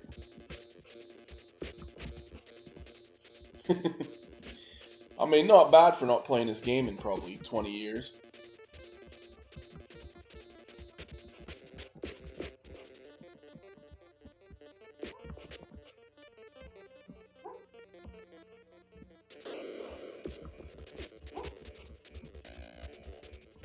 As my dog is dog dreaming over here.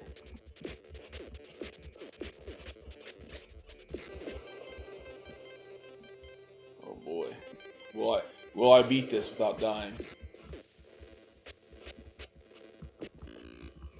Nope.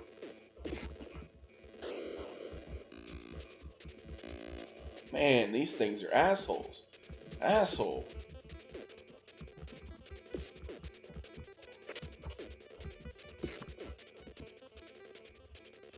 Still alive. Get the hell out of here with that shit.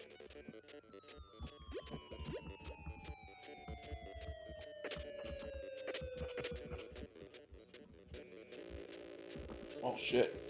Oh shit. Yeah, I failed that miserably.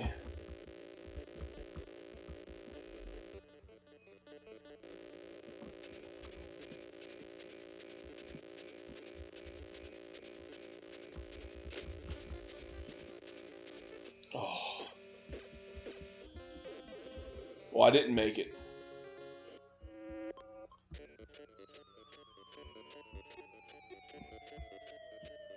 Alright, guys.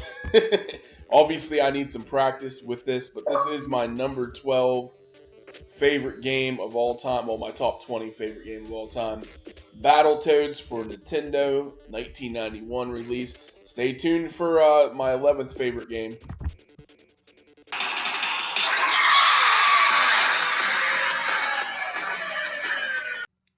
Alright, guys, so here we are, number 11 on my top 20 countdown. And like I said, these are my favorite games of all time, and each one kind of has a different meaning for me, depending on an event or just something I was looking really forward to. This right here, Twisted Metal 2, okay, for the Sony PlayStation 1, whatever you want to call it, made in 1996. Now, I do really like Twisted Metal, which came out first on the PlayStation, several years before, but I think Twisted Metal 2 is by far the best one in the entire franchise. Twisted Metal 3 was pretty good. Twisted Metal Black, I felt like the game kind of fell off a little bit, but I think they need to make a new one and make it pretty badass and bring this back to us. If you guys aren't aware, they did just make a television series, based off this very game. The game franchise as a whole. So they do have some characters from the game. Now we're going to do a tournament, but not really. I'm not going to play the whole thing. I'm just going to go through a match. But we do got car info here. If you're wondering, this is Roadkill. Each person has their own biography type deal. It tells a little bit about themselves. And then down here it tells you how their special weapon is, their speed, their armor. So that's pretty cool. But when you look at this, usually there's like a little biography, Calypso, what they want. Now, Calypso is kind of like this mysterious figure that can grant wishes. And the whole point of this game, the story mode behind it is each one of these persons are in this tournament. And basically in the tournament, you got to destroy and kill your other opponents until you're the last one standing. It's kind of like an extreme demolition derby type deal where you're racing around in cars and shooting missiles and different things at each other. So yeah, pretty badass. And there's a nice little ending to each person's story. But I always play as Thumper. It's always been my favorite. I'm going to get my ass kicked. I'm going to tell you right now because I haven't played this game in well over a decade, probably 2 decades, since I played this Twisted Metal 2. So I'm going to be really, really behind. I will not be surprised if I don't die right away. I already messed up and used my special on nobody. See if I can remember to freeze. Boom. Take out Sweet Tooth, which is kind of like the mascot of this game. If you watch the television series, I think who plays? It's a wrestler that plays Sweet Tooth on there. I think it's Samoa Joe. If you guys ever watch wrestling, you know who Samoa Joe is. He's the one that plays Sweet Tooth. I think that's pretty cool. But yeah, guys, check out the Peacock Twisted Metal show. I thought it was good. I hope they continue making more seasons of it. But oh shit. Gotta use that turbo to get that fire off me. I have no missiles right now. All I can do is run away and hope I get something.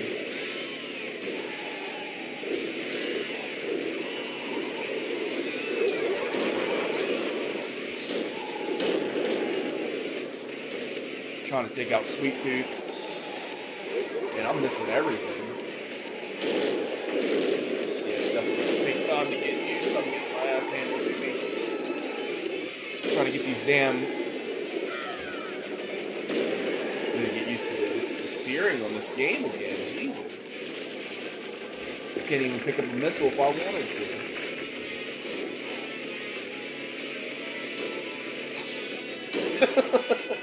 Does anybody miss so many freaking things in their life?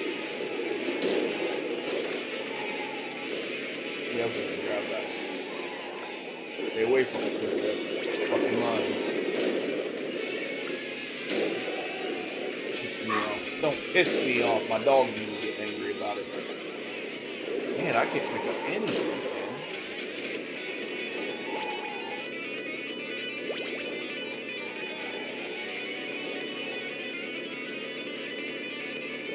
This is definitely something I gotta get used to again. The sad thing is when you're steering with the controller, because I'm using a newer controller that has both joypads, and this game you only use the left to steer, and for some reason I'm trying to use, like, the right one's pointless. You don't move anything with that. You can only use the D-pad and the joystick. So I'm trying to get used to. It's like you don't want to slow down because you're going to get hit by a fucking missile. So I'm trying to worry about that. All I have is my little mini guns that don't do anything. Oh, there we go. Get out of my way, Mr. Grimm. Put that bomb right there. See if I can remember to freeze again. Damn it. Let it go to anybody. I'm determined to get good at this game again. If this was the old me from the 90s, everybody would be done dead already. I would have done conquered it.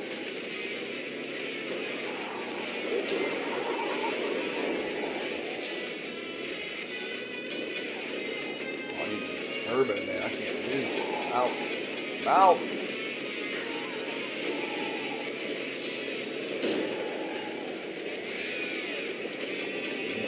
Stay away from me, damn it. Shoot, why are you still alive?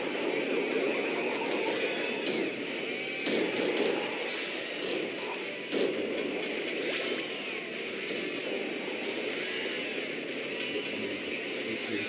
Never mind, dude. I'm killing you, dude. Just gonna jump in my way and my missile. Grasshopper, get the hell away from me.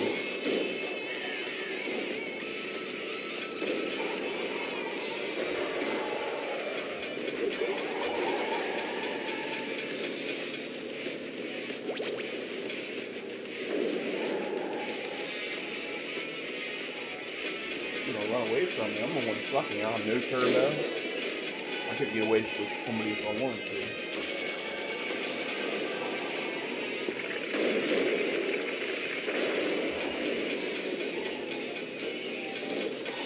Run away now. Hit and run. Hit and run. That's why I like using Thumper, because his special is that flame, so I'd freeze somebody, and then I would just go and just, fillet them or whatever you want to say, burn them alive. Turbo. Needed that. Bomb I can use.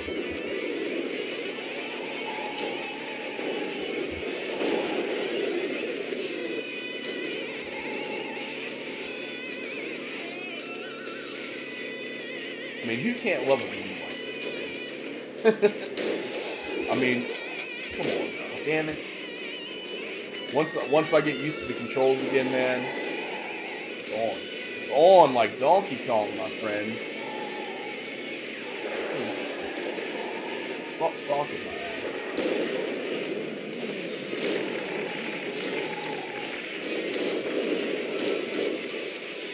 Damn it.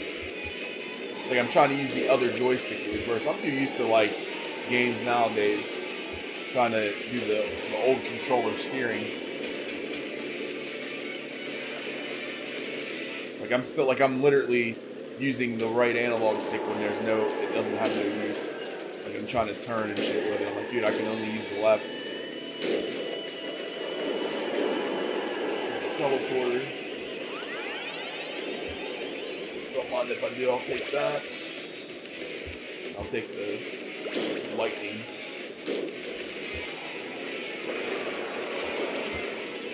How we're gonna lure somebody over too.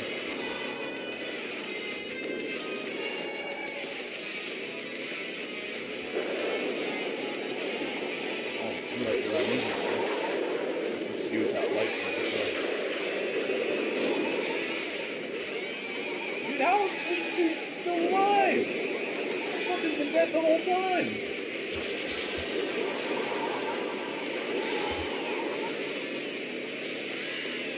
I took that dude down to no health like an hour ago. He's still running around here.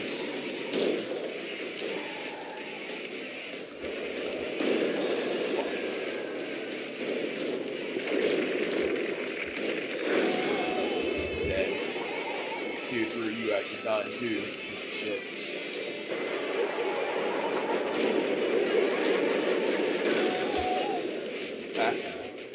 Killed myself to do that. Literally, I can't move. What the hell? Okay. Whoops.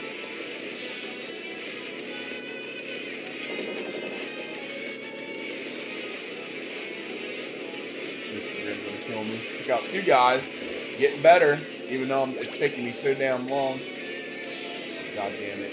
Twister. I need health. I'm definitely not going to win first round without death. Grasshopper says full freaking health, man.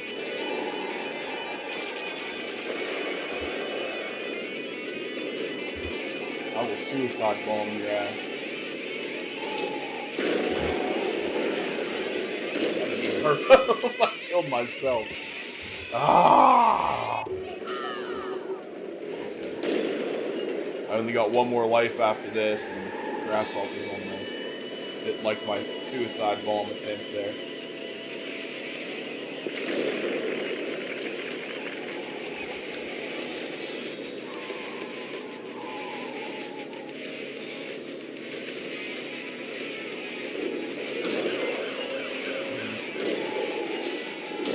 How are these guys not hurt at all? It's amazing. It's amazing how they're not.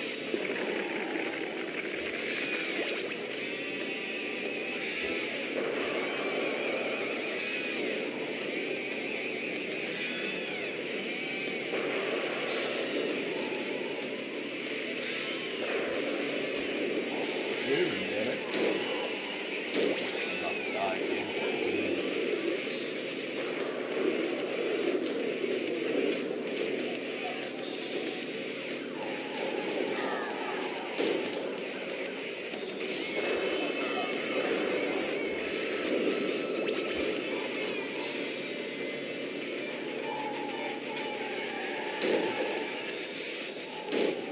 Shit.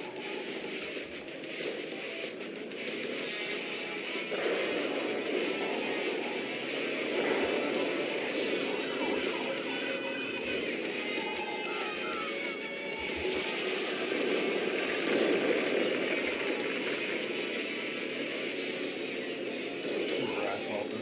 You're pissing me off.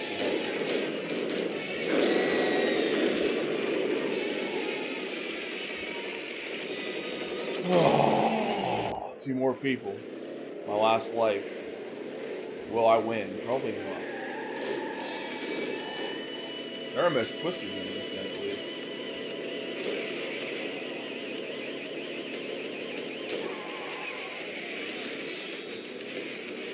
Shit. It's like she's right here, but I can't see her.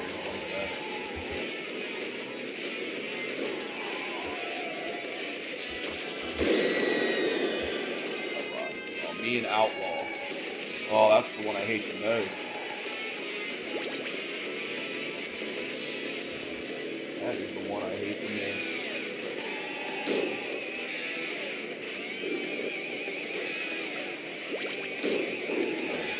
Grab some missiles. She's coming right after me. Alright, bitch. Come here, you little bitch. See you.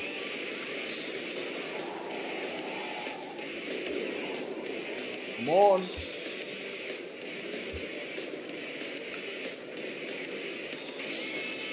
Shit.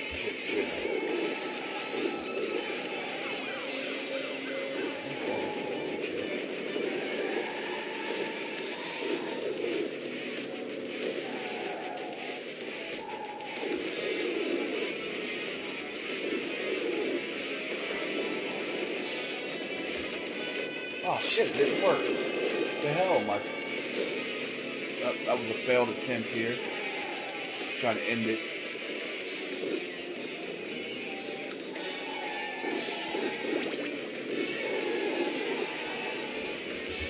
Shit, I'm out of turn. Oh, I'm so fucked right now. Looks like I can freeze her.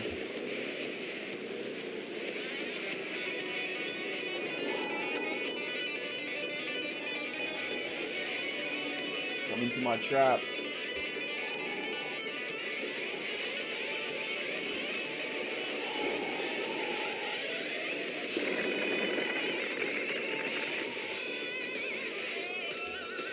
I swear, is this AI smart, or they're like waiting for me to come towards them? They're playing the same damn game.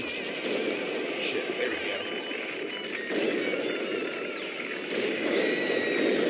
Dead bitch, toasted. And I got full health still. That's how you do it right there. All right, guys. I think that was good enough. This is longer than I was expecting. I didn't think it was going to take that long for a match. But anyways, this was my number 11 on my top 20 count. So, anyways, guys, stay tuned.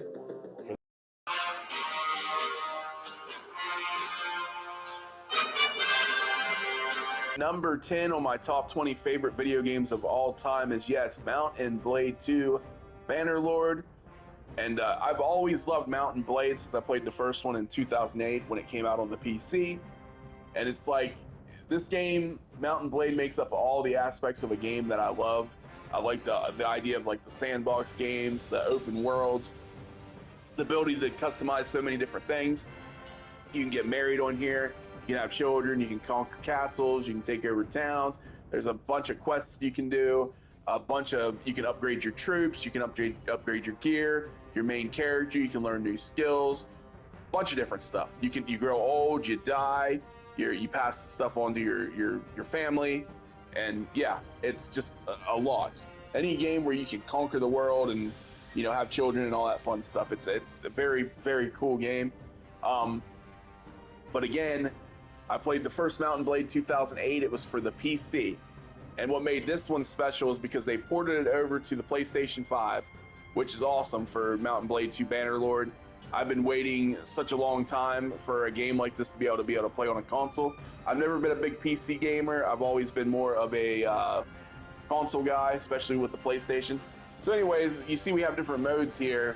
We got a campaign mode, we got a sandbox mode. We're gonna go with sandbox. The campaign mode does have a main quest line, and there's a time limit. So that, sandbox is funner because you have less restraints in time. You can just take your time doing whatever you want. This is the story. We're gonna skip the story. We don't need to go through all that. Now you do have, as you can see right here, we have cultures to choose from. There's 6 different ones. Each one has their own unique, I'm going to go through everything, but each one has their own unique special effects if you choose them. I like the Sturgeons personally. I'm going to choose them. I like what they stand for, I guess you could say. I like using two-handed weapons as well, and the troops that they have are pretty nice. But you can have any troop you want, so we'll get into that here in a bit. Anyway, so here we go. We got the character customization screen, and you can do whatever you want in here. You can change the sound of their voice, their height, their weight, if they're going to be muscular, skinny, whatever you want. You can also change their face if you wanted to give them whatever color eyes or hair, long nose, puffy cheeks, puffy lips, whatever you want to do, you can do it. But we're just going to go and randomize. It's a randomize button. We're going to take the first one we get. Okay, he's a little awkward looking, a little skinny. I don't know if he's a ginger. I can't tell if his hair's red or brown. But anyways, we're going to go with this guy. This is our man right here. So we'll go next. And here we got his parents. You were born into a family of the Bjor's companions. And we'll click on this, and you can see it says in the middle here, your father was a member of the Bjor's Drazina. I don't know how to say that. The companions that make up his retinue. He sat at the Lord's table in the Great Hall, oversaw the Bjor's estates, and stood by his side in the center of the shield wall in battle. So you get 10 skill points and 1 focus point in riding and two-handed weapons, and 1 attribute point to social. So if you choose that one, and then you can do urban traders, you get points in trade, tactics, and cunning. You can be pre-farmers, you get points in athletics, polearm, and endurance. Urban artisans, smithing, one-handed weapons, and intelligence. Hunters, you get scouting, bow, and vigor. That's good. And vagabonds, you get roguery, throwing, and control. Now, I think we're going to stick with Bjor's companions because we get that riding and two-handed weapons. which are kind of what I like to stick with. I like riding and I like the two-handed weapons. Perfect for me. Now, as a child, you were noted for your leadership skills. So you get 10 points in leadership, tactics, and cunning. Your brawn, you get two-handed throwing and vigor. That's good. Your attention to detail, athletics, bow, and control. That's also good because I like the bows. Your aptitude in numbers, engineering, trade, and intelligence. Your way with people, leadership, social, and charm. Your skill with horses, riding, and medicine. I think we're going to stick with leadership skills because we do need some tactics and leadership skills. So we'll go with that. Like all village children, you helped out in the field. You also herded sheep. You get points in athletics, throwing, and control. Worked in the village smithy, two-handed, smithing, and vigor. Repaired projects, smithing, intelligence, and engineering. And or gathered herbs in the wild, medicine, scouting, and endurance, which is also good. Hunting small game, which I think I want to stick with because I also like my bows, and we get points in bows and tactics, which is great. Sold product and the market, trade, charm, and social. So yeah, let's go with hunting small game. As a youngster growing up in Clorardia, war was never too far away. You trained with the Hearthguard, you get points in riding and polearm. Not a big polearm person, but I do want the riding. You get this one is stood guard with the garrisons, bow and engineering. That's good. This one is rode with the scouts. You get riding and bow and endurance, so that's a plus. Trained with the infantry, polearm, one and vigor. Join the skirmishers, throwing, one-handed, and control. So let's rode with the scouts on this one. Before you set out for a life of adventure, your biggest achievement was you defeat an enemy in battle. You get points in one-handed and two-handed and vigor, and plus 20 renown. That's good. You led a successful manhunt. You get tactics, leadership, attribute and cunning, calculating, and 10 points in renown. That's also good. You invested some money in the land, trading, smithing, intelligence, calculating, and renowned. You hunted a dangerous animal. You get polearm, crossbow, control, valor, and renown. Did a famous escapade in town. You get athletics, roguery, endurance, valor, and renown. You treated people well. Charm, steward, social, honor, and renown. You know what? Defeated an enemy in battle. We want those two-handed, those 10 skill points of two-handed. So we'll go with that. Your character started off on the adventuring path of at the age of, if I can read, 20, 30, 40, or 50. The younger, the better, baby. Let's go at 20. And here we go. We get to choose our banner, which usually I would care, but since we're just kind of going with the flow here, we're going to stick with the moose there, the stag, whatever it is, the deer. So let's go with that. It says our family name is, I can't even pronounce this stuff, Ushraving. Yeah, not for me to speak this. And there's enter our name. I'm just keeping what we got, Borabos. He looks like a Borabos. And here is the determine the game difficulty. I'm just going to choose the hardest one, which is Bannerlord. And the main reason I like that's because that makes everything realistic. You get realistic damage, but it makes the game super hard. So it's definitely, I'll probably die right away when I start the game. But it's funner for me. I like the difficulty being that way. But you also enable birth and aging. So when you can have children on here, you can get married, have children. So they give birth, and you can also age and die. So you get old and died. So that's cool. I like the realisticness to this game for sure. So let's start the game. So here we are. This is I don't know if you want to call this like the movement map.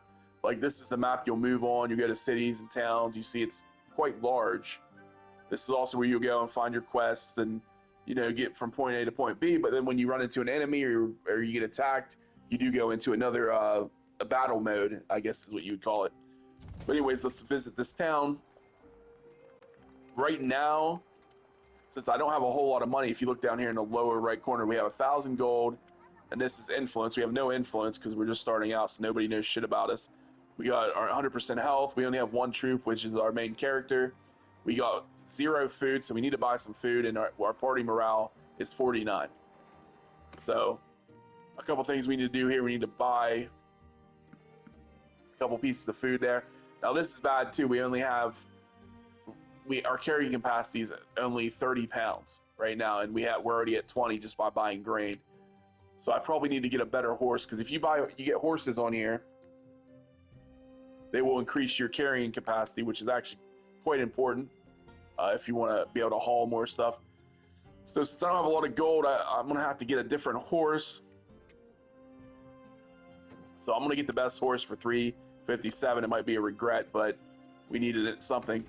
So that only leaves us 600, and we still need troops. I don't even think there was any troops in here. Nope. And as I was looking up here for a quest, some of these, since I'm just showing you the game, I'm not going to want to get into some quests I'm not going to really be able to complete quickly. So, yeah, see, this guy wants help with brigands, but I have no troops. Yeah, so we got 4 troops right here, 4 tier 1s, still not enough. So I'm going to try to grab the cheapest troops I can and then try to get into a quick battle just to show you the battle. And that'll be good, man, for this. I just wanted to point out, like, the game, the reason I love it is because there's just so much that you can do. It's just open world, free roam. It's like, that's everything I look for in a game, just you don't necessarily need a main story to drive you into enjoying the game. So anyways, there we go. We're about out of money, 158. We got 15 people, so if we can find a weak looter group or something to fight, we might be okay. But chances are I'll probably die pretty quickly. But we're going to try it if we can find somebody. Okay, so we got... what have we here? All right, perfect, I think. We got... Okay, so we have somebody teaming up with us. I was going to say, damn, we got a lot of points. So you'll be able to see somebody that actually has good troops fighting these weak looters. So we're definitely going to win this. But but if you look on the side here, we got you can send troops. As you can see, our bar right here, which is like I don't know if you look at it, is that brown? The brown bar is representing our power in this. We have 138 people on our side against 33. So yeah, if we send troops, we're definitely we can auto battle right there. But we're gonna go on the main screen just to show what we got going on. Hear me! So here's the map. We got our troops are the ones that have the brown colored labels, the antlers, the deer, and then the people that are helping us are running down there now. But you can see down here in the bottom, I can tell my people to follow me, charge, engage, so I can give them commands. And you also have, you can do different groupings here. You can have them do the shield wall, different formations, loose, circle. So we're just going to tell them to be loose. We're just going to tell them to charge.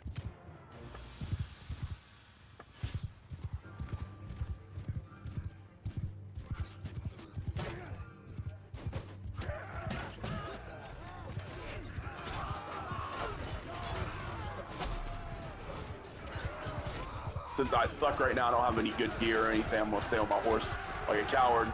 But they're going to annihilate these guys. They already killed everybody, it looks like. We got 1 dude on horseback. 2 up on horseback. There we go.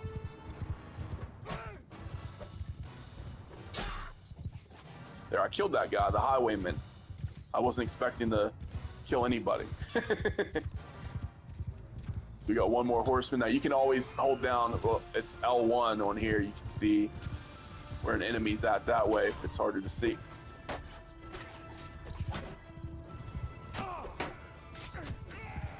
Yeah, he's about to slice me if somebody didn't shoot him with an arrow.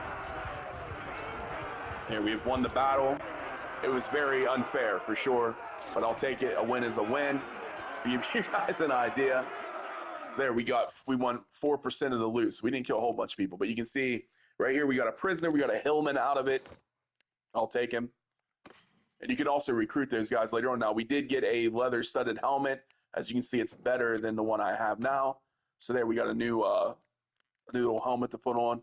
And we also got some butter. Everybody can always use some butter, right? So yeah, guys, that is the battle. Thankfully, we had help there because we would have definitely lost otherwise. So we're going to stick with that. I'll take the win for sure, no doubt. But this was my number 10 out of my top 20 favorite games. My dog's over here hacking, so I'm going to check out what's going on there. But stay tuned for the number 9. And yeah, guys, this is definitely worth it. Definitely worth it. If you've never played Mount & Blade, check it out. That's all I got to say. One of my favorite games for sure.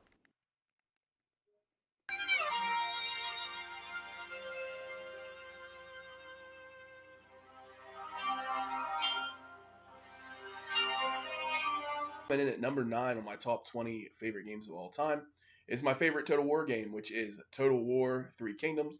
Now, I do have the volume turned really low, so you guys can hear me. Otherwise, yeah, I'm new to the video game, screen recording or whatever you want to call it, live recording. Which I haven't done any live recording with the games yet, but I'm gonna have to ease my way into the video game scene here. But anyways, I'm gonna skip some of this because these it's gonna be a really long video as is. Now I am gonna have to skip the big issue, I will say, with the Three Kingdoms, well, the Total War games in general, is the loading screens. For me, at least, it seems like they take the longest. I'm gonna choose Liu Bei here. Hollow victories. Embers rise, stark against the night. You can hear a little The bit. tyrant Watch a little bit of the Dong opening Zhuo wields the bit here. flames of destruction. Luo Yang burns. I do really like the Chaos graphics and the ignites artwork they have going as on the in this power game. of the eunuchs is crushed. This looks really cool. In the pyre, the hand falters. Yet the light of the dynasty still simmers. It's like the voiceover and stuff they have going on has a really good way to get you really into it. Like it brings you into the game. Like every time I listen to them, it's like inspiring. It's like, oh yeah, I want to get in there and kick some ass. But these loading screens are ridiculous. So what I'll probably do is I'm gonna skip ahead right here, where you guys don't have to wait for it because it's like gonna be 5 minutes for this to load, and then I'll talk more about the game, why I like it when we get into it in a few minutes. So I am going to cut some of this out, which I haven't been doing, but for this game, I'm gonna have to. Otherwise, we're gonna have at least 10 minutes of loading screens. So.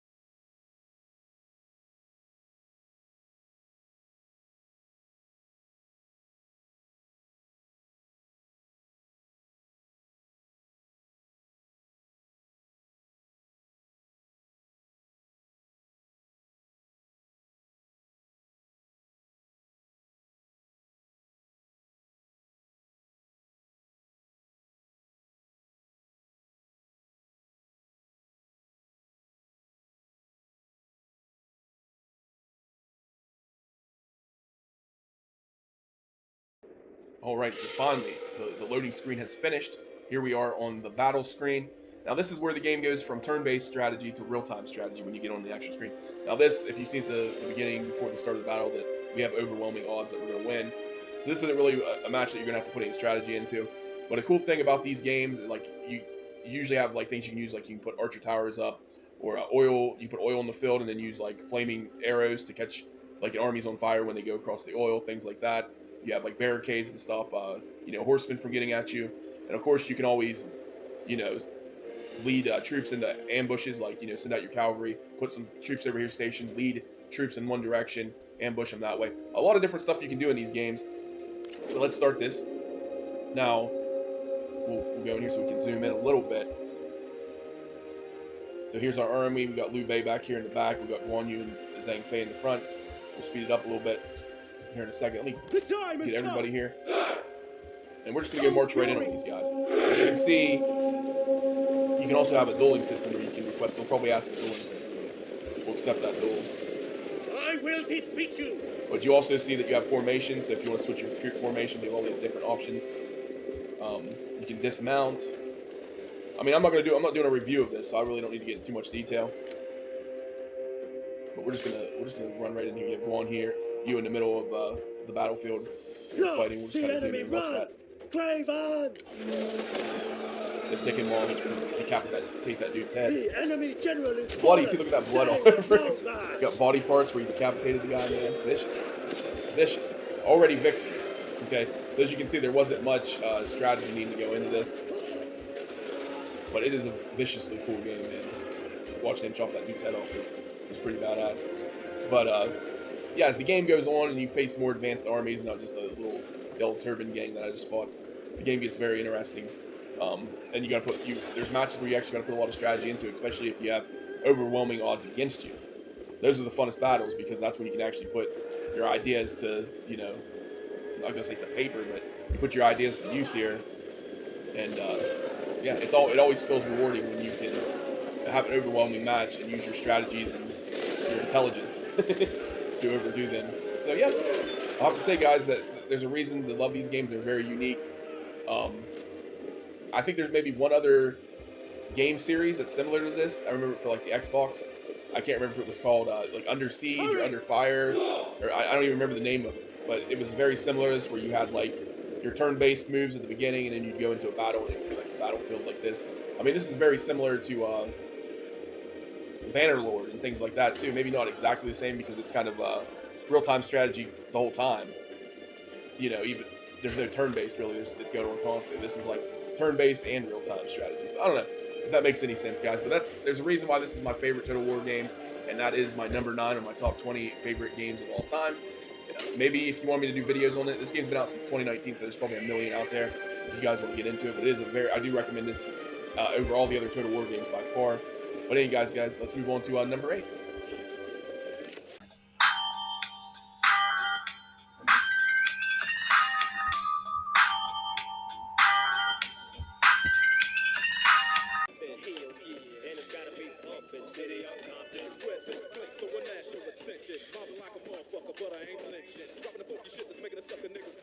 All right, guys, so coming in at number 8 on my top 20 games of all time, I should say, is my favorite Grand Theft Auto, which is Grand Theft Auto San Andreas. Got my little gang members sitting right there. So I'm going to drive around a little bit while I talk about this game. Now, anyways, guys, why do I love Grand Theft Auto San Andreas? Well, first off, let's start off a little bit about the game. It came out in 2004, which makes this game, at the time of this video, 20 years old. We're about to be in 2025. Man, I feel so damn old nowadays. When this game was released in 2004, I was 15, going to be 16 years old. Okay, just to show my age a little bit. So that made this game the perfect. I'm being shot by some gangsters that took out my tire. God damn it. I think I'm alright. I'll be alright. Anyways, this game came out when I was 15, 16 years old, which makes me the perfect target for this game as being a high school student. We all want to go out and get prostitutes and drugs. No, I'm just kidding. Hey, but anyways, we all wanted to go and have some fun and all that stuff. But Grand Theft Auto is just a fun game, and for a gamer like myself, this was on my radar. And as soon as it came out, I had to go get it. Now, this wasn't my first rodeo with Grand Theft Auto. The first one I ever played was Grand Theft Auto Vice City. That was the first one I owned. I bought when it first came out. And that's where I kind of fell in love with the whole franchise here. But yeah, Vice City's the one I started with, and I said San Andreas is my favorite, simply because, well, let's start out. I never played Grand Theft Auto 1 or 2, to be fair, but I think those are kind of completely different games compared with what Grand Theft Auto 3 became, which was kind of like a revolutionary type game, especially for this franchise. So, yeah, so Grand Theft Auto 3 is kind of like the gatekeeper that led into these kind of more extreme, crime games, I guess you would call them. I don't know what you really call this. Open world crime games. But, yeah, so anyways, I played Vice City, then I got a game called Vice City Stories, which was kind of like an add-on almost to Vice City. And then I got I think it was Vice City Stories. I think there was like 2 add-on games, right? And back then in 2004, when you got like add-ons or whatever, you had to buy another disc, right? So I remember getting Vice City, and then I had to get like another disc for like another part of it. And I think you had to like switch them out too, like you had to put Vice, if I remember correctly.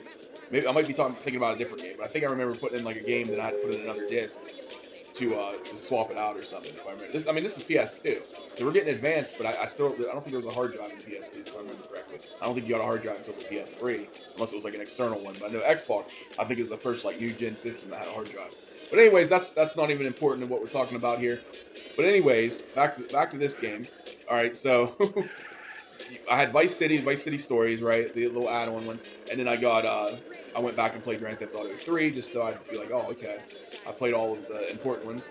And then San Andreas came out and just like blew my mind, because when this game was released, they said it had the largest map of any of the Grand Theft Autos. It might have been the largest map of any game in general, if my memory serves me correctly, right? So a huge game when this was released. I think Grand Theft Auto, I don't know if Grand Theft Auto 4 was as big as San Andreas, but I know Grand Theft Auto 5, I'm pretty sure, has definitely got this beat.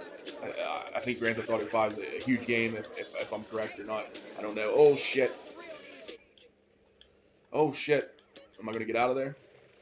Another unique element of this game compared to its predecessors is that you could actually swim. If I remember, in like Vice City, I don't think you could swim. I know in Grand Theft Auto 3, you just drown and die if you go into the water. At least I believe. I could be lying too. But the good thing is we made it out of the water. Now we're going to still semi here, which is slow as hell. So that was a bad idea. We need to get something a little bit faster. But anyways, man, I keep getting sidetracked. See, this is what happens when you're playing a game and then you're trying to talk about it. Because I'm kind of getting into the game. It's been a while since I played it. And it's just like, man, for the love, there's a tractor. We want a tractor that goes slow, probably slower than that truck. I don't think so. Here we go. We got a car here. Give me that shit. We're about to go full Dukes of Hazzard. Let's go get a paint job on this thing. But anyways, damn it, guys, I apologize. I can't keep a thought. I went back, okay, I think I was talking about the games I played and, why this one was different, because it was like a huge world map. The storyline on this game, I think all the Grand Theft Autos, at least Grand Theft Auto 3 and all the ones I mentioned, all had awesome stories, right? Like, I feel like the people at Rockstar, I think the writers write pretty decent stories. I mean, there are some weird ones, like, you got, well, I think one of the sub-games, you ran, like, porn house or something, sort of like Sons of Anarchy, where they had their, like, porn business, which was a cool little detail where you could, like, buy businesses and stuff. I don't know which game that was, man. Maybe it might be this one, for all the hell I really know. But, I just remember buying business. I feel like that might have been Vice City. But, anyways,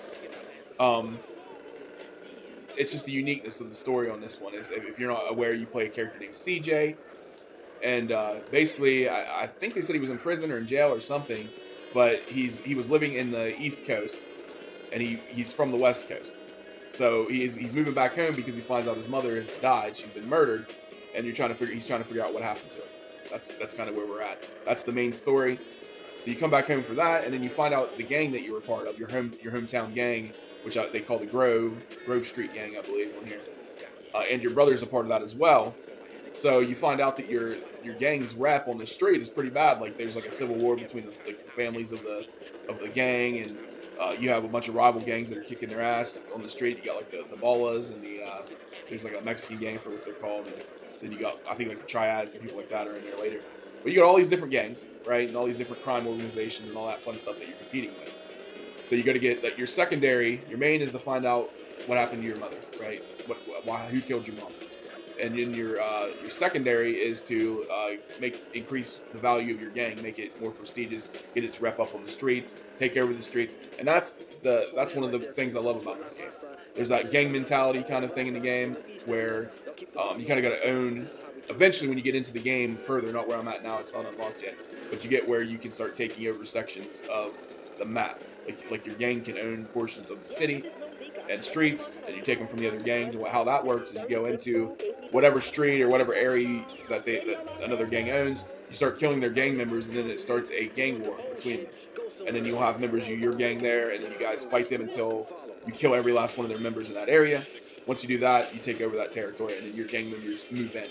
And vice versa, they can start attacking your areas, and you have to go defend them, or hope that your people there can defend it, or they'll get taken back from them, or for them, however you want to say it.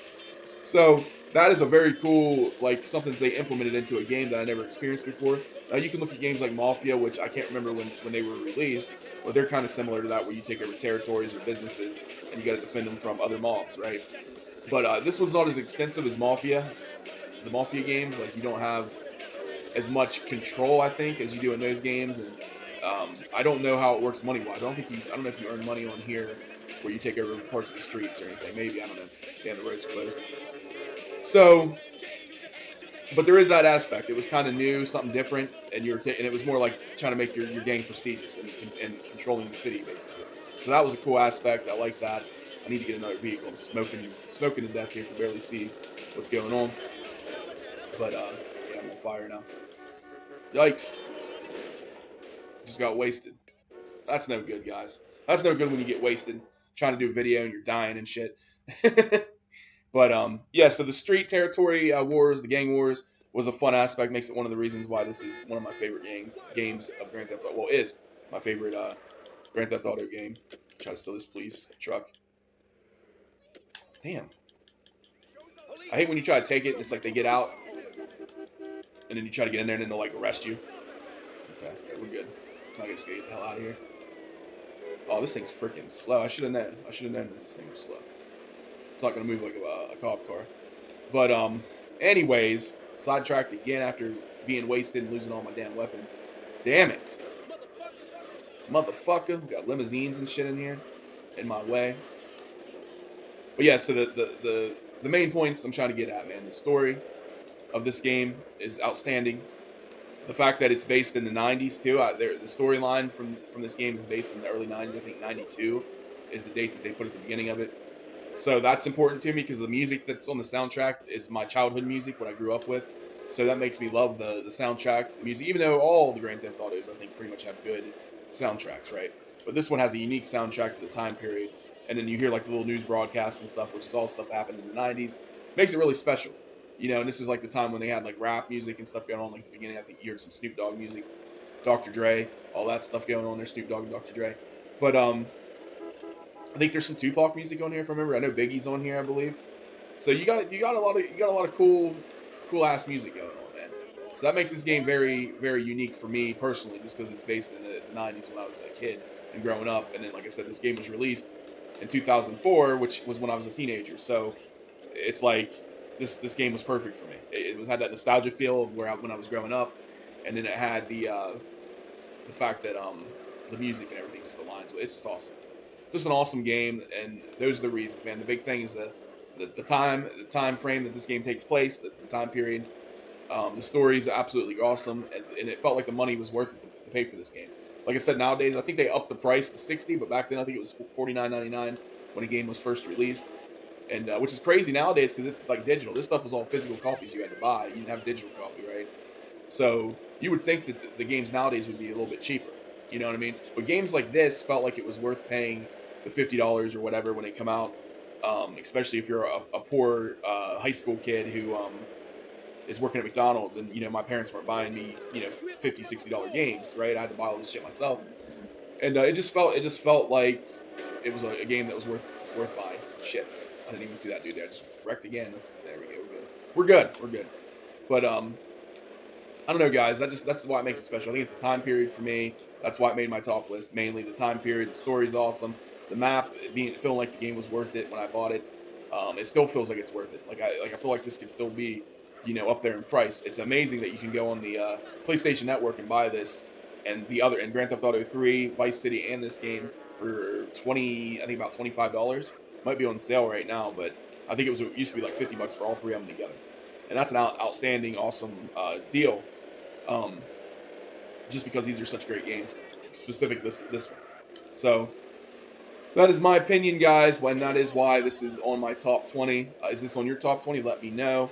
But we're going to move on now before I get too sentimental, right? But before I just get too into this, and we're doing an hour-long video of me just driving around wrecking vehicles. So yeah, guys, stay tuned for number 7.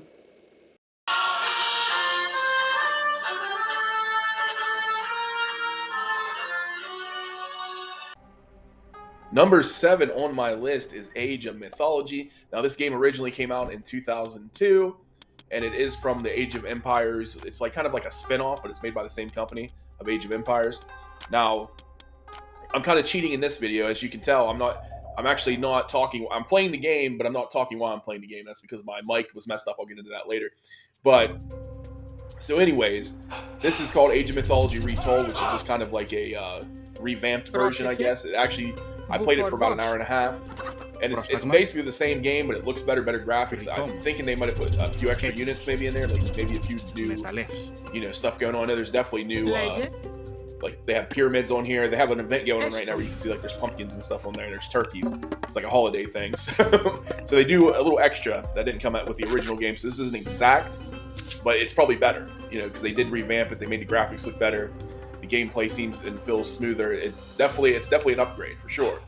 But yeah, I want to show the beginning of the game here. This is just your typical like real-time strategy game.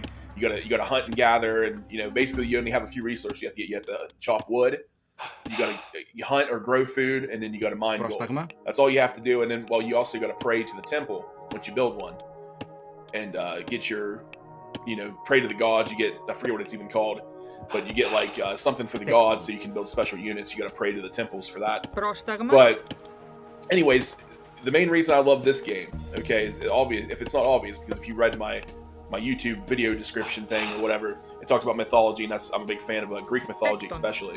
So, and on here you can play as the Greeks, the Egyptians, the Norse. There's probably other ones, I don't know. And there's also Titans and all that stuff. So this is like the perfect game for me, especially with the Greeks. And then I'm more of the Greek mythology is my favorite, and then I know a little bit about Norse, not much about Egyptian. But so yeah, the first, like I said, I spent about an hour and a half playing this. I was playing it on, this is actually on the Xbox X or whatever, because when I went to go get this game, I was looking up I was going to buy the Greek mythology. Well, actually, I already thought I had it on Steam, because I have the original discs, but I can't use the disc because there's no disk drive on my laptop. So I went to Steam, and I thought I downloaded a remastered version of it like a couple years ago, but I didn't have it on there. And then I found out this game existed, and like I said, it just came out a few months ago. This is December 2024. I think it came out in July or August. And I was like, wow. I was like, I got to play that. And then I realized it was on. I never played one of these games on a console before, and I was like, oh, it's for Xbox. So I downloaded it and bought it on my Xbox, and this is it right here. But as you can see, you got to build like houses for your population. And I'm about to build the temple now. And the funny thing with that is it's like I had to try to learn how to play, and it's kind of difficult going from a PC, like a PC type game, to a console. And I don't play the Xbox as much as I play the PlayStation's my go-to console. Xbox. The only reason I bought Xbox was for Starfield. I think that's what it's called, right? It's like the Elder Scrolls company that made Starfield. But it was like it was only for Xbox, which pissed me off. So I literally went out and bought an Xbox just for that game. It's kind of like buying the new Pokemon and going, or wanting to play the new Pokemon game and go and buying a Nintendo Switch. That's kind of how I do things. I'm a PlayStation man, but I buy shit for 1 or 2 games. But anyways, it's mainly this is just an awesome game if you're a fan of Greek mythology. Now I just want to show the beginning of the game to show how it gets started and everything. I'm gonna do another little clip of me playing and fighting, sending my troops out to fight or whatever, destroying some buildings, the Titan and everything else, just to give you guys a better idea how the game is if you never played it before, and show you why why it's in my top. It's in my top 10. It's number 7, so pretty good. So I'm about to put up the other video here in a second, but I just want to show you guys this. It's a great game. There's Pegasus right there. I mean, how can you beat Pegasus? Come on. But yeah, let's get into some fighting because this stuff's a little boring. Okay, so the next clip here is right before I was getting attacked for the first time playing the game. Now, this is the first time I played this version of Age of Mythology, so I was still trying to learn how to do everything. Like, it took me literally 20 minutes to figure out how to build the switch between the economic buildings and the military buildings. I was like, I need to build a military. So I just was getting my military, as you can see, buffed out. And I had I was trying to build my first little fence there.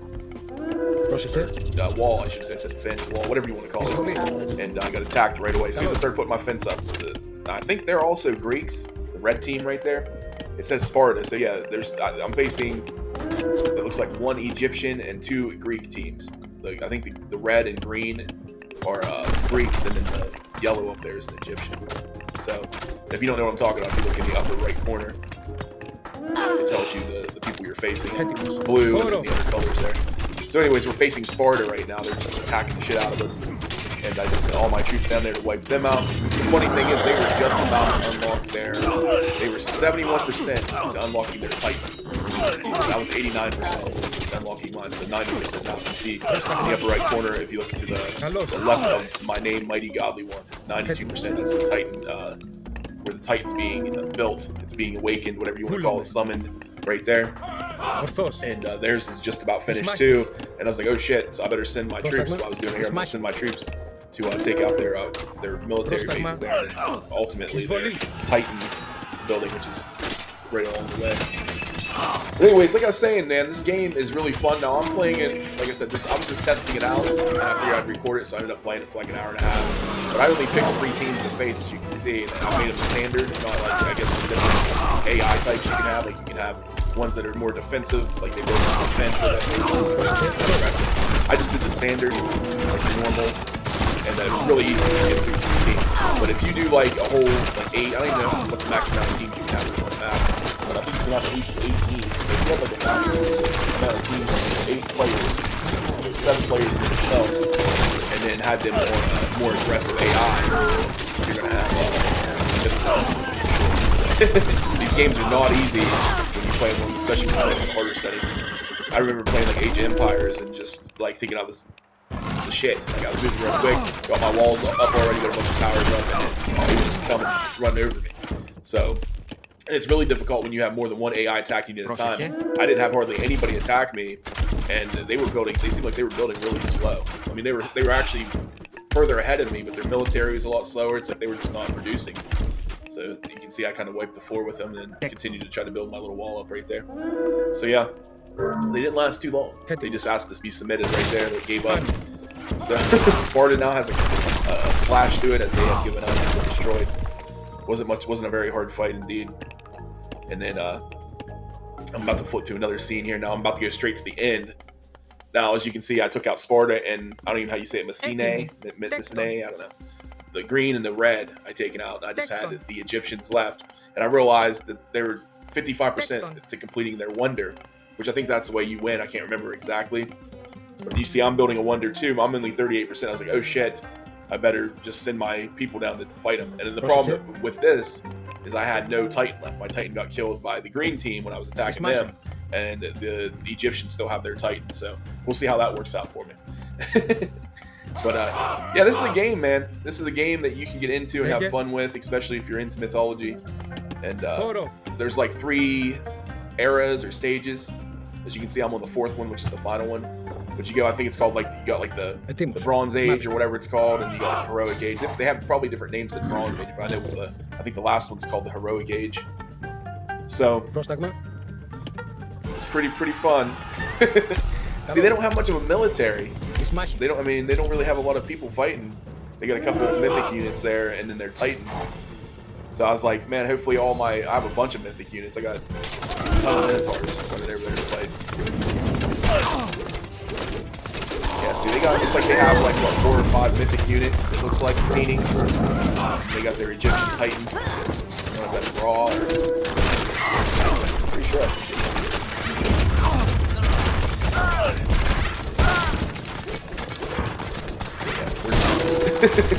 shooting the hell out of them, man. Look at all the blue compared to, it's like 1 Titan versus 1,000 mythic units.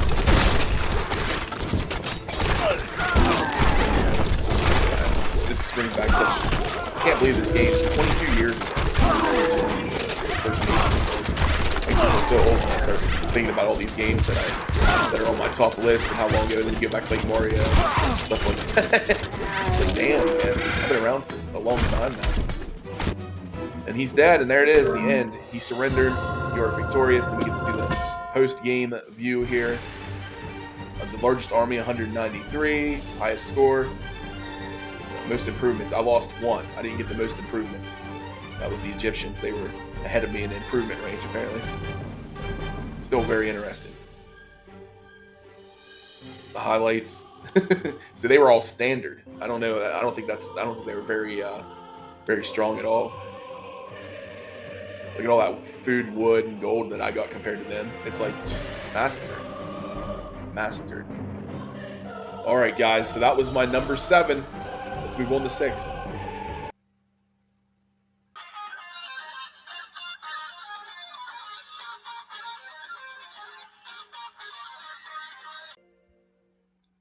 Coming in at number 6 on my top 20 favorite video games of all time is...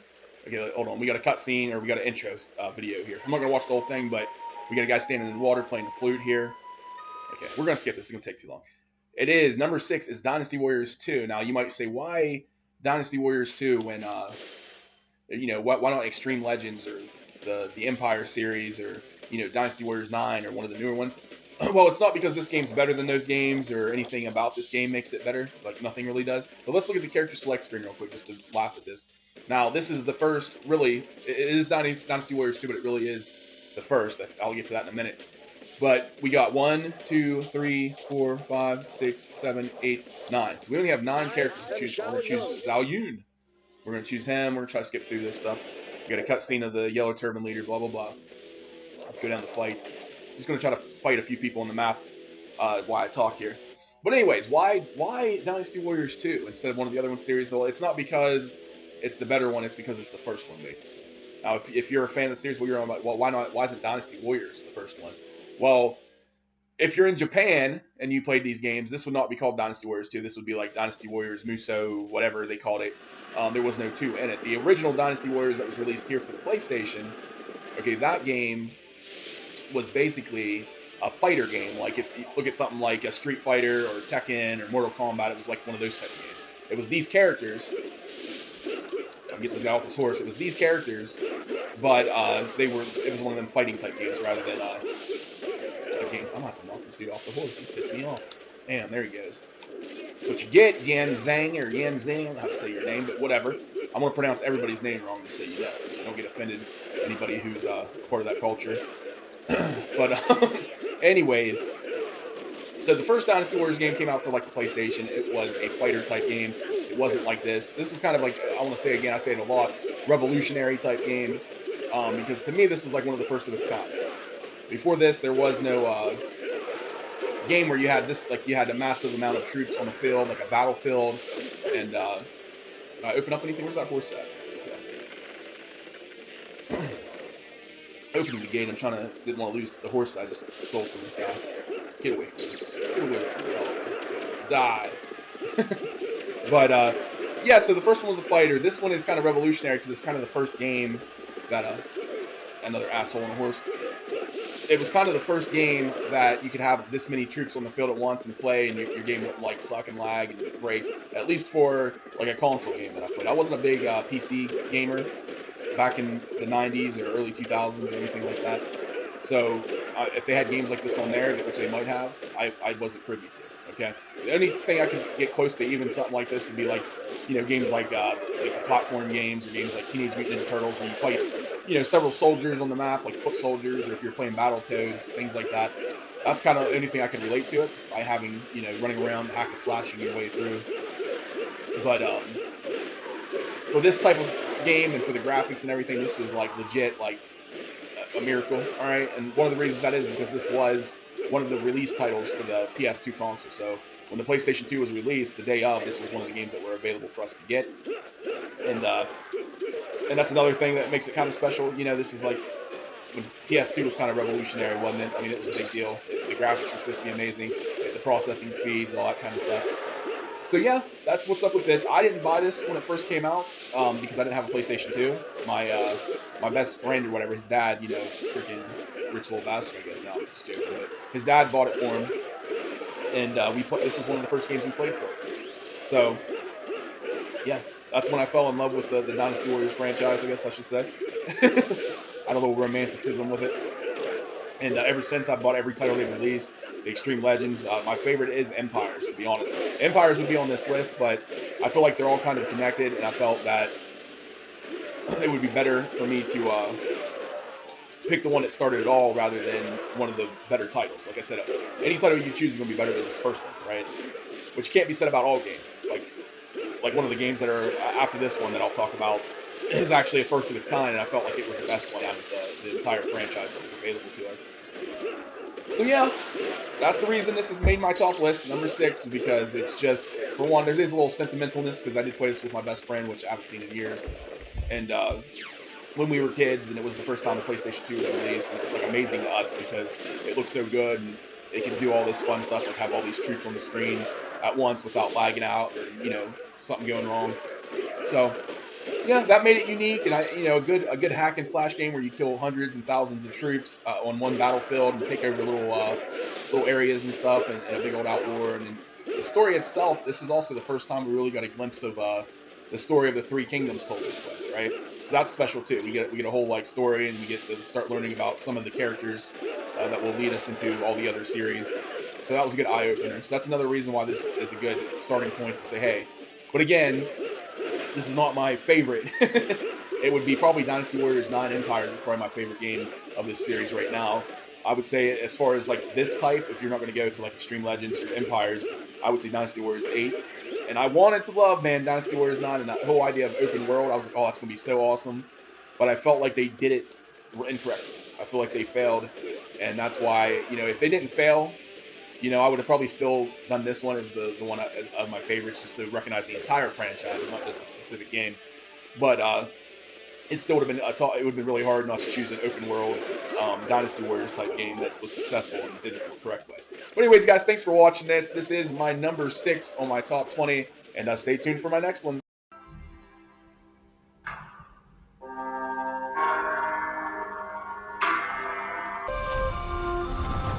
Step on the platform in the center.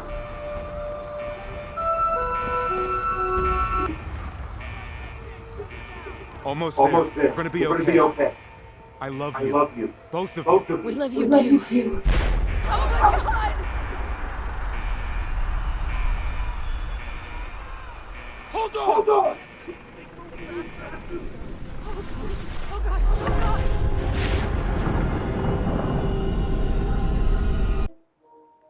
All right, so we're at the number 5 of my top 20 favorite video games of all time. And if you haven't guessed it already, it is indeed Fallout 4. You look at this nice scenery we got here, this post-apocalyptic, dystopian of, beauty we got here across the screen. All this destroyed, these poor trees and destroyed buildings. It just looks lovely, doesn't it? I imagine, though, if there was an atomic fallout, it would probably look worse than this. I'm pretty sure like all these buildings would probably be disintegrated. I would imagine if a bomb went off right in the center or something. But anyways, this is the beginning, right after the beginning scene I put there, where it shows them running to the Fallout shelter. That's the beginning of the Fallout 4. I just wanted to kind of add that in there, just for fun. But why do I love Fallout games? Well, I'm a big Bethesda Studios fan. I started playing Elder Scrolls. My first game, I mean, they've made other games as well that I probably played, but the first game that made them like known to me really was Elder Scrolls Oblivion. That's the first Elder Scrolls I actually played, and then I went back and played like Morrowind and some of the other ones before that, and of course Skyrim was at the top of that list. But yeah, so I started playing. I think I was playing Oblivion, and one of my friends was like, "Have you ever played Fallout?" I was like, "I'm not really into shooters," because I thought this was like a shooter game where you just run around and like shoot each other, sort of like Call of Duty or like a military type game. And I was like, I'm not really a shooter type person. And they're like, no, it's just like Elder Scrolls, but it's this post-apocalyptic setting, and you go around. It's open world. You fight things, you shoot things, you find things, you gather things, all the stuff I like. There we go. Codsworth there. So, yeah, it was really like when I first played Fallout, I was like, man, this is so much fun. I didn't think I was going to like it. But then when I realized it's like open world and the idea of being able to, it's kind of like a hunter-gathering thing where you got to, you know, pillage, not really pillage, but you got to kind of raid these buildings and things to find supplies to live and survive. That's what makes Fallout special. It's a little bit different than Elder Scrolls. Elder Scrolls is all about like the fantasy. You got all these different species and stuff. And with Fallout, it's more like survival. Like you gotta do this stuff to survive. You gotta eat roach meat. You gotta kill deformed dogs and eat them and things like that. You got water that's contaminated. You gotta, purify your water, shit like that. It's just the feel of trying to survive. All right, Elder Scrolls is a little bit different. I mean, there's that element as well, and there's different elements of Elder Scrolls that I'll get to when if I talk about an Elder Scrolls game or something, I'll get more into why I like Elder Scrolls. But for Fallout, it's more that survival feel, and it's just like I kind of get that Resident Evil vibe as well. Like you don't know if some deformed freak monster is going to jump out. I don't really feel that way when I play games like, well, Starfield maybe a little bit, but like Elder Scrolls, not as much. I mean, you do have some like demon things that pop up and shit that can be a little spooky, but this one you kind of like, you don't know what's around the corner. Some like fucked up zombie looking dude or something coming after you. And then, but I think the thing most of all about Bethesda Studios and the games they make, like I said, I started with Elder Scrolls, found out about Fallout, and then of course Starfield that was just released, which pissed me off because Starfield was just released exclusively on Xbox, and the whole reason I bought my Xbox X, and I'm playing this on the PS5. I don't know if I mentioned that, but this is also the upgraded version for the PS5. I've never played it before, so I just put my PS4 Fallout 4 disc in and then it upgraded. So why not? But yeah, so it pissed me off that they made Starfield exclusive for Xbox X, but I ended up buying one just to play it. So that's how committed I am to Bethesda Studios, that I'll go out there. Even though, let's be honest, Bethesda, when they release new games, especially when they put them on systems, if they're on the PC or on the Xbox or PlayStation or whatever, they tend to have errors and problems and it crashes and things. I've had a lot of issues in Fallout 76 when I was playing that, and so I definitely think greet the dog, it says, popped up as a quest. But I'm not gonna do all this. I have to give it to people that do these videos.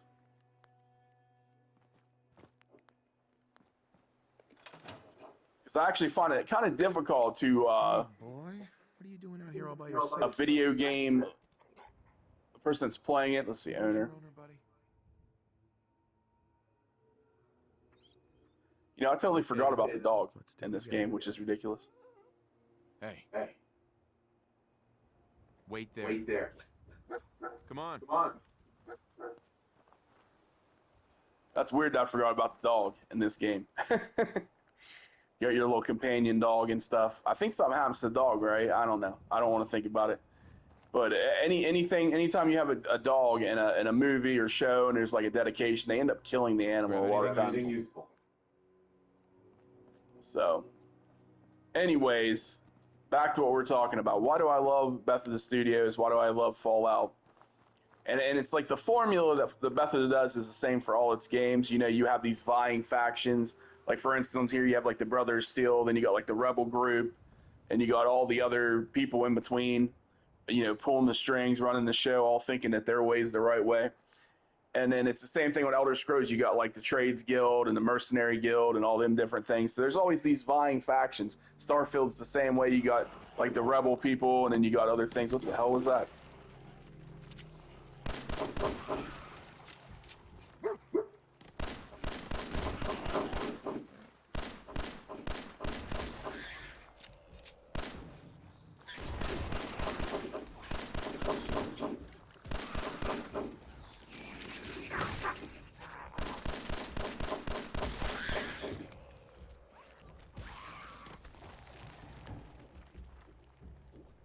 Okay, did we kill all the mole fucking things coming out of the ground? No?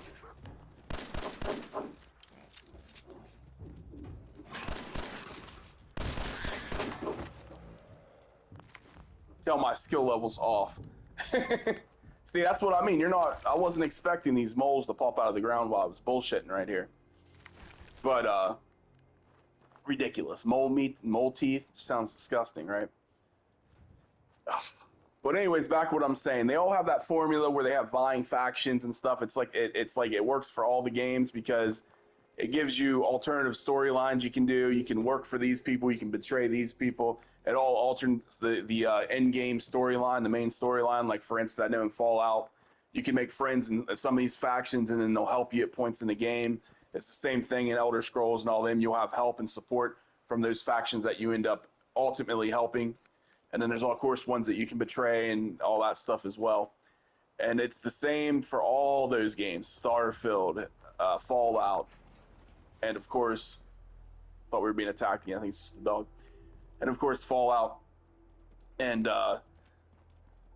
that's smart. It adds replayability because you can go back and play through again. And, do the alternate storyline instead of, help this people instead, betray these people instead, do this or that. So there's a lot going into it. All right. So there's that surprise factor that gets me and Fallout, and it's also, like I said, it's all about survival. So you got to forage through buildings and places and you got to fight things. What I like doing in these games, I like finding like a Brotherhood of Steel member or somebody that has like really nice gear and armor, weapons.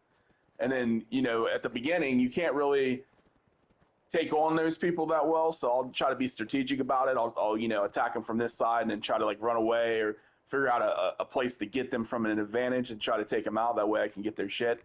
That's what I like to do, especially in the beginning, just to give me a leg up. But I know a lot of times they have, like, you have to have a certain amount of strength or, abilities or whatever to be able to have the armor. So it ends up not working in my favor all the time. But that's always one of the first things I like to do. I like to find like a Brotherhood of Steel member and take them out earlier on so I can try to get their armor or whatever. But that is kind of how I play. Got a naked raider sitting here. I think I already took his stuff. But yeah, that is the fun of this game. It's just exploration. It's open world. And that's why I love it. So Fallout is my number 5 on my list. And sorry I went off thought there, guys. It's hard. It's like I said, I got to give it to YouTube gamers because I think it's kind of hard to focus on a game and play it as you're also doing commentary and talking. You know what I mean? I would probably be quiet most of the time and just be like fighting and shit, which I think a lot of them probably do that, but it just seems more difficult to like describe something or talk about something and then play at the same time. I've learned that from doing my first videos here. Oh shit.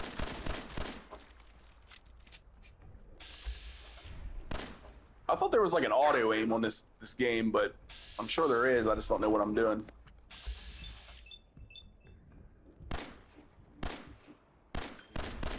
Yeah, that didn't work. I killed it, but it didn't work doing the aim thing. Yeah, so you can see I'm out of touch. I got to get back into how we play this. Damn, he was eating. What the fuck is that? A Brahmin? That's one of those beasts that you got to fight later.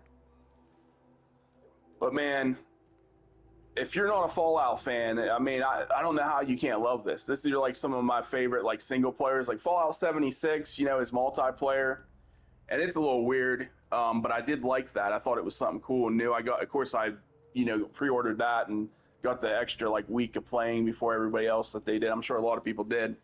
And Fallout 76 was really fun. It just, the problem with Bethesda, a lot of times you have the errors in the games. And I think it's just because they're so big and it's so hard to like port them to different systems. And it's like, I think that's why a lot of times, like, when a game goes from like PC to like a console, it's just, I don't know, you get a lot of bugs and everything in there in the mix. But anyways, I've talked long enough, guys. It's been a long video. And yeah, so this is my number 5 of my top 20, guys. I'm almost finishing up. Stay tuned for number 4.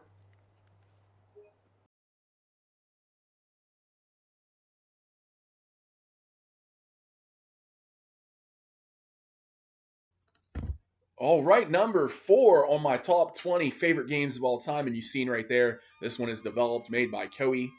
Oh boy, what could it be? Listen to that music. Isn't that kind of soothing? Kind of like native music. Yeah, Yeah, you don't need to hear me humming that. There we go. Sid Meier's Civilization from 1994 on the Super Nintendo. Now, this is one of my all-time favorite games of all time, for sure. That's why it's ranked number 4. All time. But as many of you, if you're a Civilization fan, this is the one that led to me liking all the others, right? This is the one I played on the Super Nintendo. I don't even think I heard of one being on the PC before this one. I'm sure it was. I'm sure this game came out for PC before the Super Nintendo. But this is the first one I played, which led to all the PC ones that I ended up playing from the same name. But we're going to skip that. It's kind of tell us how the Earth began and everything, which is a cool little thing they do here. But I wanted to show the game real quick. And we can customize the world. We're not going to worry about that. We're just going to do Chieftain level. We're going to do 7 civilizations. We're going to be Roman. I just want to move through this real quick because these videos tend to get long. Long ago, humankind was divided into many tribes who wandered the earth. Rome was one of them. Those tribes. One starry night, however, a very strange thing took place. There's the goddess. A beautiful goddess appeared before Caesar, the young leader of Rome. "O Caesar, I have a mission for you. Build great cities and cause civilization to flourish throughout the earth. With civilization, the people will live richer lives, and Rome will rule the world. I will teach you the beginnings of civilization. First, the art of irrigation, which is necessary for the arts of agriculture. Irrigation will allow you to derive more food from the same amount of land. If there is food, the population will grow. Next, the art of road building. For movement and trade with roads, you will be able to move 3 as fast. Commerce will also increase, and the economic strength of the cities will grow.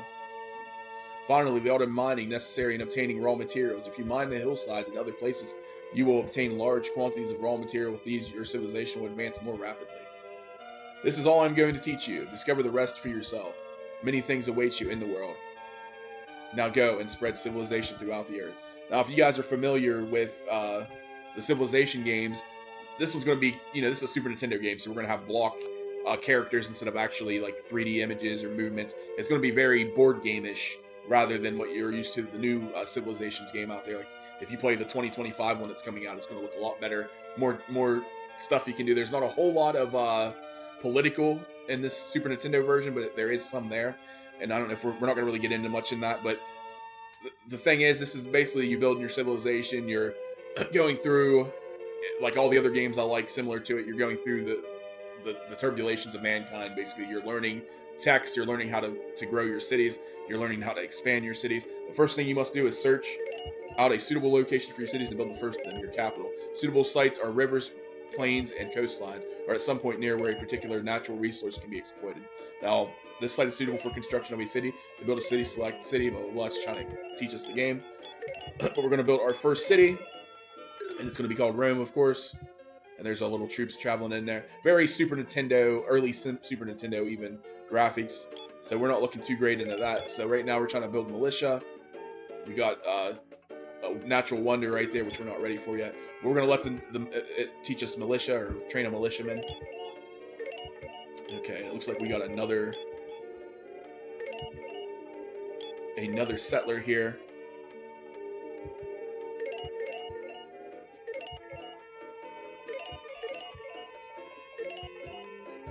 Okay. It's going to tell us to do science. We want to learn masonry, bronze work, burial, riding, the will, alphabet. Let's do the alphabet. Let's do some science here. At this point, irrigation is appropriate. With irrigation, your production of foodstuffs will increase, as is the rate of increase to population of the cities. Okay. So it wants us to do irrigation. So we're going to... Now, in the newer games, the newer Civilization games, you do have workers and you have settlers. Settlers are just used to build new cities, and your workers are the ones that make the roads, irrigation, and the improvements to the resource fields. Try to move the unit and to give it a particular order. Military units can be used to explore, expand territory, attack, defend, and perform other tasks. Okay, so we go to the unit menu. Now we can wait. We can wait until, I guess, defend and home city. Okay, so the problem with this game compared to the new Civilizations is I don't like that you have to individually move each character block. Because in the new games, you can kind of do like auto explore, and they'll just go out on their own and explore all the tiles you haven't seen. I don't see that option on here. At this point, you would probably be best to build roads. When you build roads, your units will be able to move faster. Yeah, we know that. Okay. So it's saying stop what you're doing and start building some roads. But we're going to irrigate a little bit more while we're doing nothing else but training troops. I'm trying to keep these videos under 10 minutes. because my whole video here of my top 20 is going to be so long, and I start getting into these games, guys. But the reason I love Civilization is kind of self-explanatory. It is it's a game of exploration, a game of strategy. You know, it's about, you know, overcoming the elements, I guess, becoming the best. You know, I'm a competitive person. I do like games where you got to compete, and this is definitely a game where you're competing against a lot of AI, different AIs, and as well in later games where you can actually play with other people. Okay, now this is not good. We got our archers being attacked by a horseman. I don't think we're going to win this. Well, we did, luckily. Cities can be protected from bandits and enemy attack by defense units of high defensive capability stationed in cities and in defense mode. Just as settlers can be used to construct roads, irrigated regions, and mines, they can also build new cities. To attack an enemy, use units with a high attack capability like militia, armor, or catapult. Alright, I was hoping to run into another civilization before I turn this off and move on to the next game, but I'm afraid that we're not going to be able to meet somebody without it being 40 minutes later. These games are quite slow. It's mainly, you know, being patient and going turn after turn after turn. We're going to build the granary. But, let's see.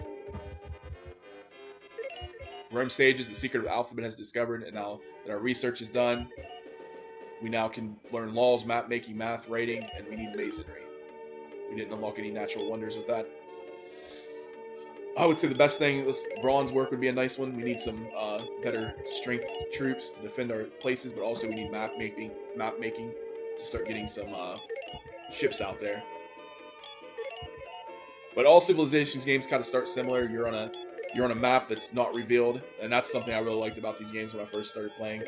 Was that it's all about discovery. It just feels like, I don't know, like you're an explorer back in the day.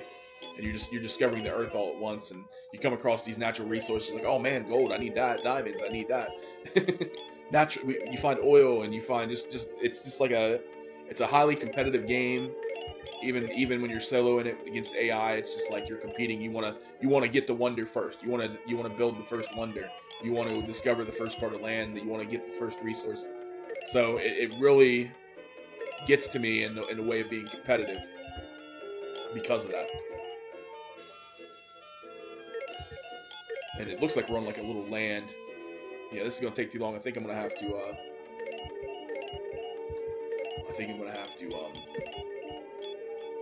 end the game here early without much exploration. But I would say if I was gonna play this game today, the one upgrade I'd want to do in the Super NES version is to tell my people to be able to auto travel. I'm so used to that now. I'm spoiled compared to my Super NES days where you had to manually move your troops around. I miss auto exploration. For some reason, I swore it was still on here. You figured that would just be something, because who wants to move each person tile to tile? Like, you can just watch them move on your own. You don't have to push so many buttons like a lazy bastard. But yeah, it's not looking like we're running anybody. This game's all about patience and waiting. But yeah, guys, that's about it. I don't think I'm gonna run anybody. I don't want to do a super long video on this. But this is made by Koei back in 1994 on the Super Nintendo. And like I said, I don't know if it's the first Sid Meier's Civilization game. I'm sure there was one for the PC before this. But this is the game that led me to love that kind of like genre of civ building and historical kind of stuff with it too. I'm big about those type of games. But anyways, guys, my number four right here, my number 4th on the top 20, Civilization. Stay tuned for the next one.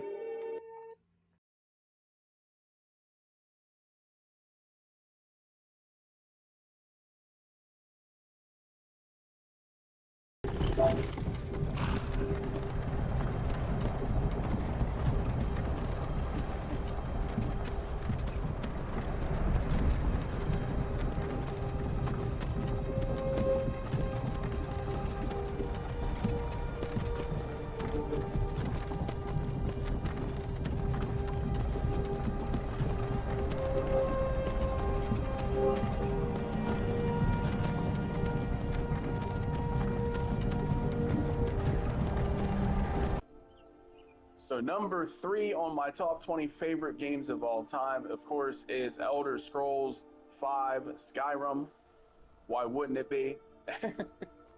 Now, again, Bethesda Studios, one of my favorite companies. I don't know if this is just the beginning of Skyrim. This is after you escape after being a prisoner, and this is basically the start of the game. Solitude and join up with the Imperial Legion. We could really use someone like you. And if the rebels have themselves a dragon, General Tullius is the only one who can stop them. Okay, I didn't want to talk over that guy. It says join the Imperial Legion. I don't know about that. But again, this is what I was talking about in my prior video when I talked about Fallout, that these games have different factions. That you got the Imperials, and then you got what the Storm group that has like the dragons and all that stuff. Storm Riders, I think they're called. I'm not even sure. I can't remember all the different, but I know they have like the Thieves Guild, and they have like the Mercenary Guild, and they got all those different things going on in this game.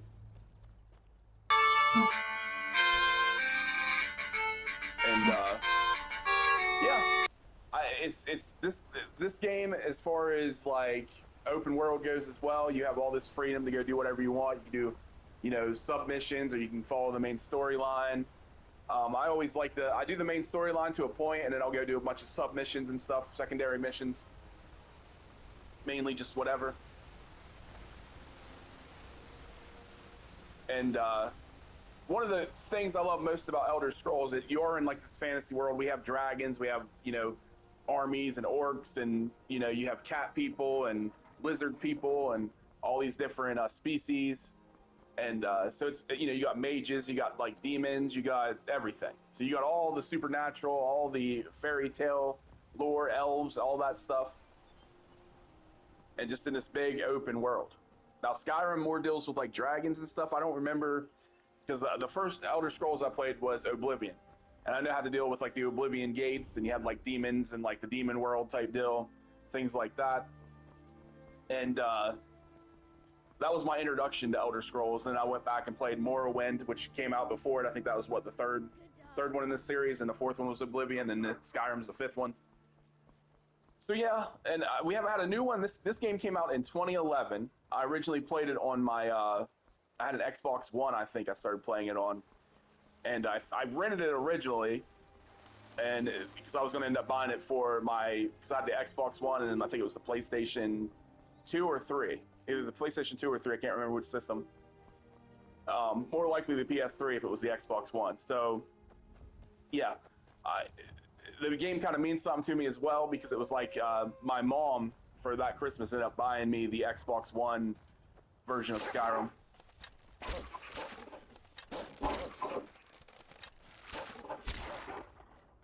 Damn thing, I should probably switch my weapon, right? But my mom ended up buying me the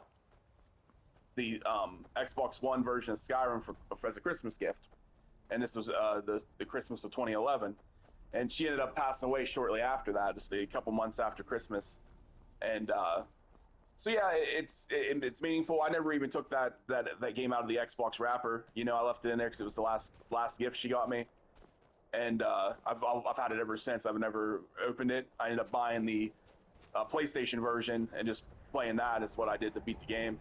And that's what I'm playing on right now, PS5. This is an upgraded PS5 version of the game. I'm not sure what all they've added or changed. But yeah, that's what this is, the upgraded PS5 version. Oh shit.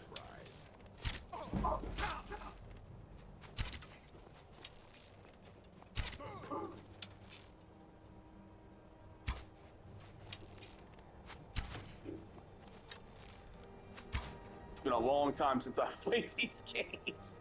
I'm just gonna run away because I don't see.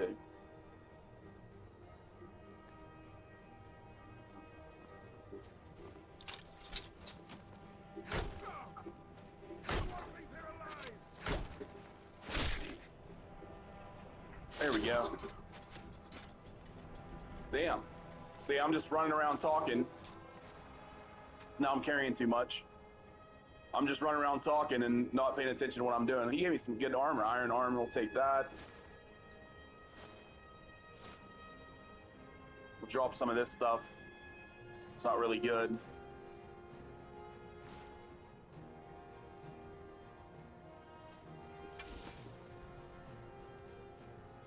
What happened to my weapon? I just lose my weapon too.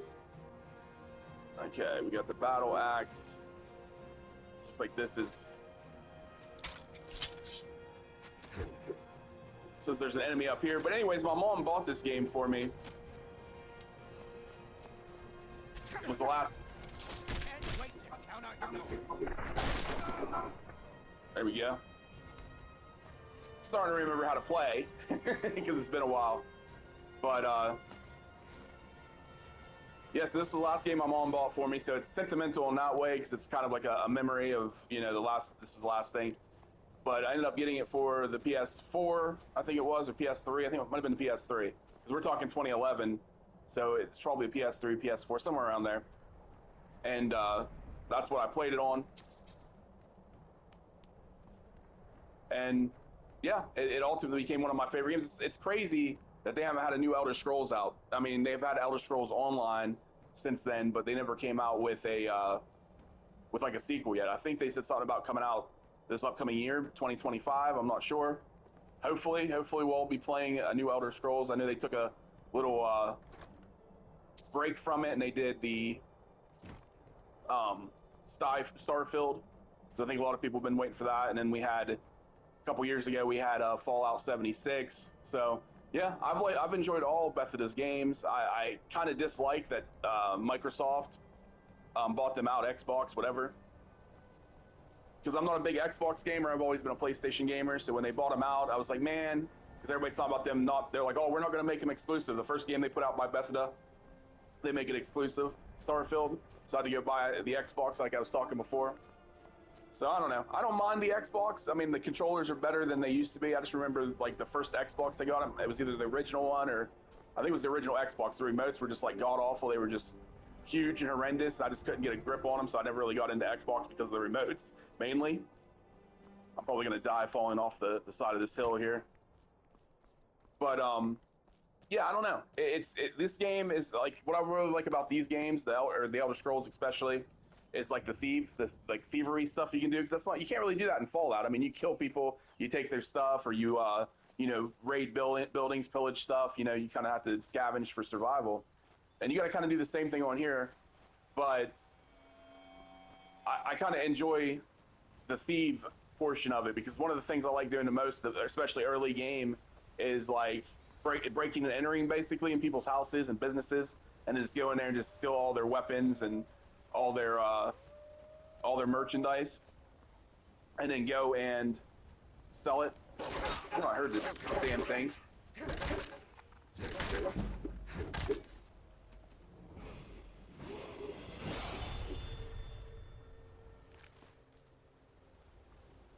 And I also like the aspect on these games too. They have third person and then first person.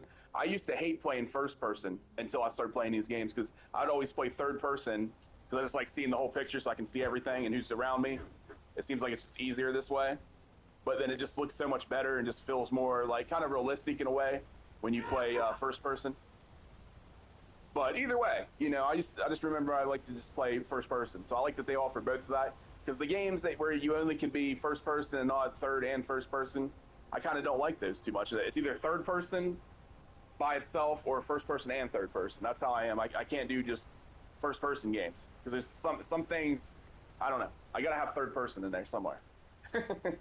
So I do enjoy the aspect, is what I was trying to say, is like Thieves Guild is the thing. I ran all the way back to the beginning, didn't I? Got confused, lost my way all the way back to where I started the video from. But yeah, we're just running around here chilling and talking, so it don't matter. But yeah, so the main reason I love Elder Scrolls, I like the Thieves Guild's a big thing. I like not just the Thieves Guild, because those are actual missions you got to do for them to, like, you got to steal stuff from certain people. But I like the idea of like pickpocketing people. I like the idea of like waiting until it's nighttime when they close the stores down, and then you go in there and you kind of break in, you lock pick, and then you steal all their shit, and then you go like fence it or whatever. You go sell it to people that'll take stolen goods, and then that's how you get a bunch of coin. And that's what I've always done earlier on in these games, just so I can get decent stuff at the beginning. Because usually you're either getting most of your stuff through scavenging, completing certain missions, or stealing it. So why not steal it? So yeah. So yeah, it's the sense of adventure, the open world, man. Just it's a fun ass game, and the you know, the fact that with my mom and everything, it adds a sentimental feel to, especially Elder Scrolls, you know, Skyrim 5 Skyrim here. And yeah, it's a very awesome storyline. It's probably I really liked Oblivion. I felt like Oblivion was like really long, and then I played Skyrim. I'm like, man, this is a long ass game too. It's one of those games where you just keep going and playing. And you're like, damn, does this thing ever end?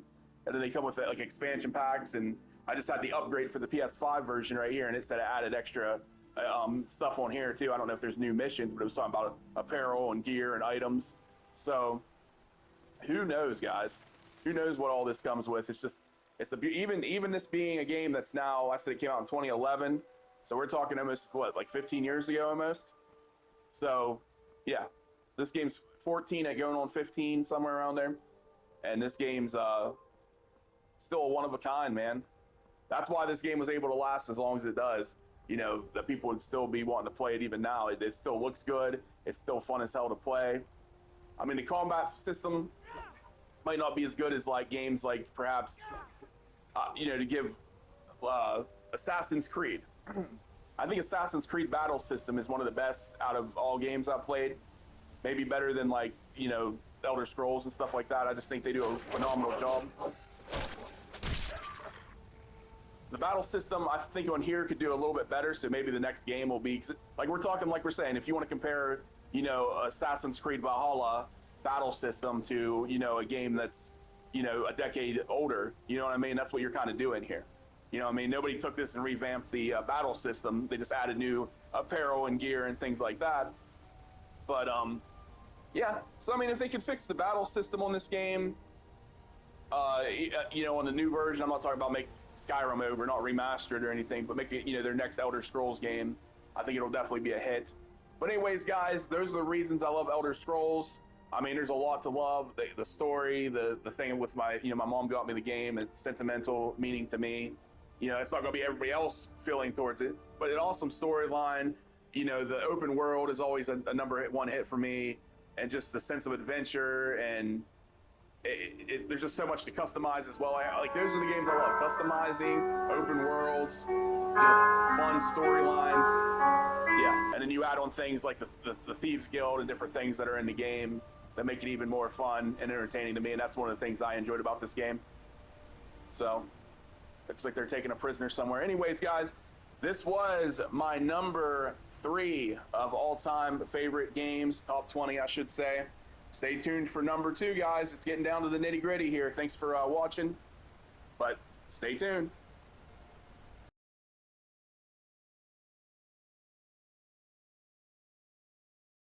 All right, guys. So number 2 in my top 20 favorite video games of all time, if you haven't guessed already, with Jigglypuff and Gengar fighting in the background here, it is indeed Pokemon. As you see here, it could be the blue version, it could be the red version, but we're playing the blue version here today. Now, these were originally released in 1998 here in the United States, but it came out in 95 over in Japan.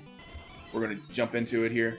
Now, I think every generation of people, now this is kind of just the opening. We got Professor Oak here telling us a little bit about Pokemon, that he studies them, blah, blah, blah, and yada, yada, yada. I'm going to skip through all this stuff while I'm talking. But I think every generation of people know about Pokemon, at least since I was born. I was 10 years old when I first, when Pokemon first came out here in the States, and when I was into it. And I'm a Generation 1 guy. I never really got into the other generations because, you know, I grew up or whatever.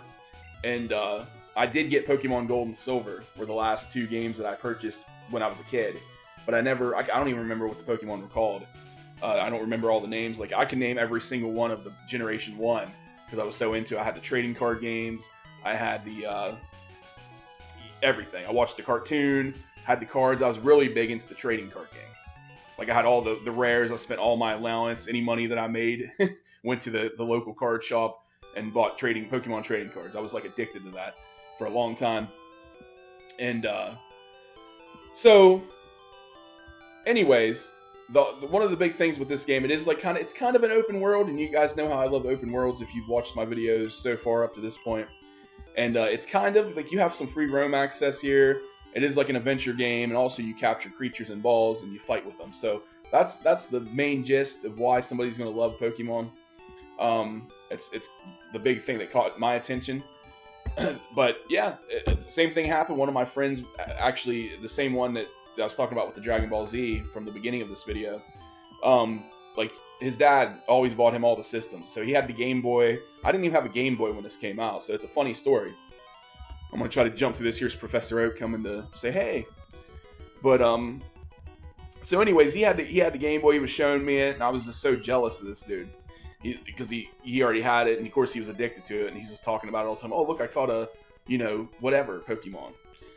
So me being a poor kid, I wasn't like too bad. But I mean, I was pretty poor. I didn't have a parent that bought me all that stuff though. I had to do work or something to earn money to buy stuff. But shade thrown to John Boy for getting all his stuff like that. I mean, he had a harder life than me, but he still got everything he wanted. So I don't know, kind of spoiled, I guess.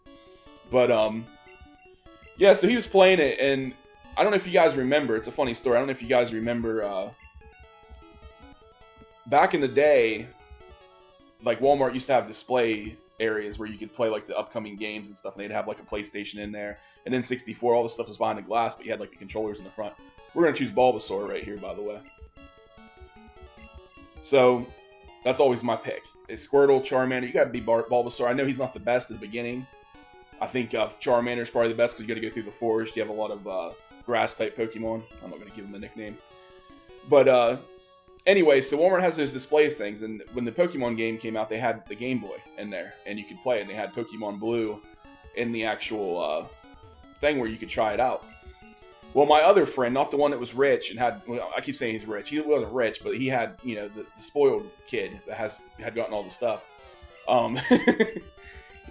Me and my other friend who didn't have a Game Boy, wanted to play Pokemon, and I was like, hey, that at Walmart they have the display and they have Pokemon in there. So we literally, it was a school night, okay? We just got out of school. It was probably around like 5 o'clock. We decided, it was like 5 when we got to Walmart. It was about 10 miles what we walked. And so we got in there, and for literally until midnight, we sat there, because, Walmart was open 24/7. So until midnight, we sat there and played this Game Boy that was on display at the Walmart. And yeah, it got pretty bad after that. So apparently we were like addicted to it, and we were taking turns back and forth catching things, going on to the next gym. We probably played like half the game. I'm not even kidding. Like within the whatever six, well, it probably wasn't half the game, but we played a good portion of the Pokemon. And then we're like, we didn't want to leave, but we're like, damn, it's getting late. We need to go. It's like pitch black outside. It's midnight. We're gonna have to walk 10 miles in the dark. Well, we were leaving the Walmart, and one of my mom's friends seen me, and she came over and she's like, where you been? And I was like, what do you mean? I was like, what's wrong? And she's like, everybody's been looking all over for you. And they had like a helicopter, like searching the Ohio River in case something happened to us. They had a, shit, I just lost. No, that's not good. But, anyways, damn it. Is that normal? I don't remember. Do you lose that battle automatically, or am I just not remembering it correctly? Oh, well. It's okay. We'll survive. But anyways, we were leaving. My mom's friend seen us, told us that they had, like, the cops out looking for us, and she was in there putting up, like, pictures of us, like posters, like, where's this child at, and things like that. I was like, damn, you guys printed all this stuff up? I mean, I don't even know how long, because we got up there about 5, and like I said, we were there for, like, 7 hours playing Pokemon on the display thing. And, and she just so happened to be at Walmart while we were leaving, and told me that. And yeah, they literally had a helicopter searching the Ohio River for us. They had cops out looking for us. And it was funny because my mom was blaming, like, my friend's, his name was Michael, his mom, and she was kind of blaming me, like, his mom was blaming me, like, oh, I didn't think your son would do something like this, and all this. This is before they even found us or anything. Like, they didn't know if something actually happened to us, or if we, like, ran away, or what was going on. I don't really understand what was going on in their head. I mean, we were, like, 10 years old. It was after midnight, and this is before you had, like, cell phones or any of that stuff, because we're talking 98, so it's not like every kid has a cell phone like they do nowadays. And I just thought that was funny. Of course, we were grounded for, I don't know, a week or something. I think he got grounded worse than me, because his parents are a little bit more strict. My mom, I feel like my mom probably wouldn't even noticed, really, because, I mean, she was a good mom, but she probably, like if I was gone until, midnight, I don't know if she would notice necessarily. Like, I think she would be, eventually, she'd be like, well, where's my kid at? But she was used to my brother. My brother's, 6 years older than me, so he was, like, 16 at this time, and he was always, like, doing his own thing, whatever. I mean, my mom would worry if she thought I was gone, but she probably didn't even realize I wasn't home. And so I think it was probably like Michael's parents were probably super strict. And yeah, so that's just a funny that's just a funny story that kind of went along with it. So there's a little nostalgia of just that memory or whatever. It wasn't necessarily a good one because I got in trouble, but it was fun because it was like the first time I played Pokemon and I really got into it.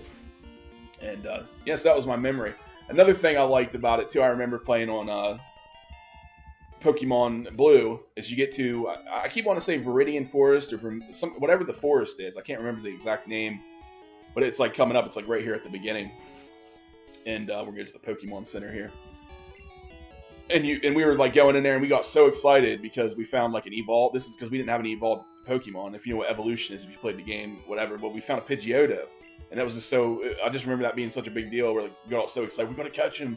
You know, like we're in the store, like getting all excited when we, like loud, like we're probably like, oh man, awesome.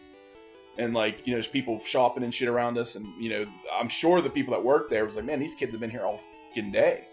But I remember going there and then we found like a Pikachu or something in the forest as well, which is like not as common, I guess. Like you don't really find it that often. So we got all excited about it.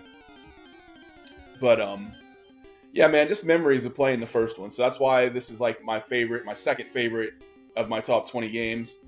And of course I love like the franchise, but I don't know anything past Generation 1. This is what I grew up with. This is what I knew from the beginning. And like I tried to play the new games, was it like Legend of Arceus or whatever it's called, and they got I think it's called Pokemon. I actually went out because I'm an idiot. I went out and bought a Pokemon Switch. I totally even forgot I even had it. Like I bought it just to play Pokemon Scarlet. And the only reason I did that, not because I was like, oh, these new Pokemon are awesome, because I don't even know I couldn't name one new generation one. I don't even know what generation we're on. Generation 10, 15, I don't even know. But I bought it because I seen videos of that Legend of Arceus, and I seen that they kind of did more of like, it's more of an open world type deal, and the graphics are really nice, and you catch, like instead of like, you know, in this game, you run around, you have to walk around in the grass for something to appear. Well, in that game, they're just kind of like there in the open, like you're running around in the open world, and you're catching them that way. Oh, damn, a Nidoran. Those things are cool. I don't know if I have Pokeballs on here yet. I haven't been paying attention, honestly. No, I don't have anything. But, I don't know. I just seen that Arceus videos, and I'm like, man, that's so cool what they're doing with these games now, man. And because back in the day, this is what we had right here. This was our Pokemon games, and they're cool, and they're still unique even today to me. Like I'd still enjoy playing this. But I went out and bought a Switch just so I could play the new Scarlet. And I totally forgot about it after, because I beat the game, of course, but I didn't go back and play it after I finished it. And I just totally forgot I had a Nintendo Switch. I was even talking about it earlier. I was like, well, I don't have a Nintendo Switch. And I was just saying, oh, yeah, I do, actually. Because I did buy that game. But yeah, I couldn't name any, like, very few. Like, if they're from, like, the Gold and Silver version, I know a few of them. I don't even think I'm in the right area. I'm just wandering around. You don't have the Boulder badge. Yeah, I just went in the total wrong direction while I was talking. I know this game like, you know, I breathe air. And I'm totally, since I'm just bullshitting, I wasn't paying attention. I'm just running around on it.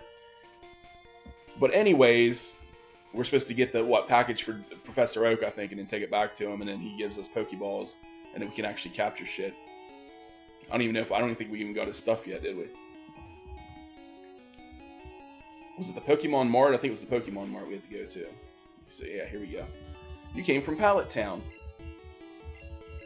But, yeah, so that's my story, the nostalgia about it. And, of course, I think most people enjoy Pokemon. That's why you had, like, you know, people in their 40s running out there playing Pokemon Go there when it was a big thing. Everybody on their phone trying to catch Pokemon. That was a big thing, right?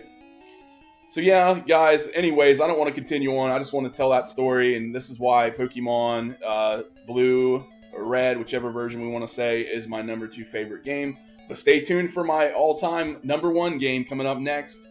I do appreciate you guys watching this. I hope you're enjoying some of it. But anyways, guys, stay tuned.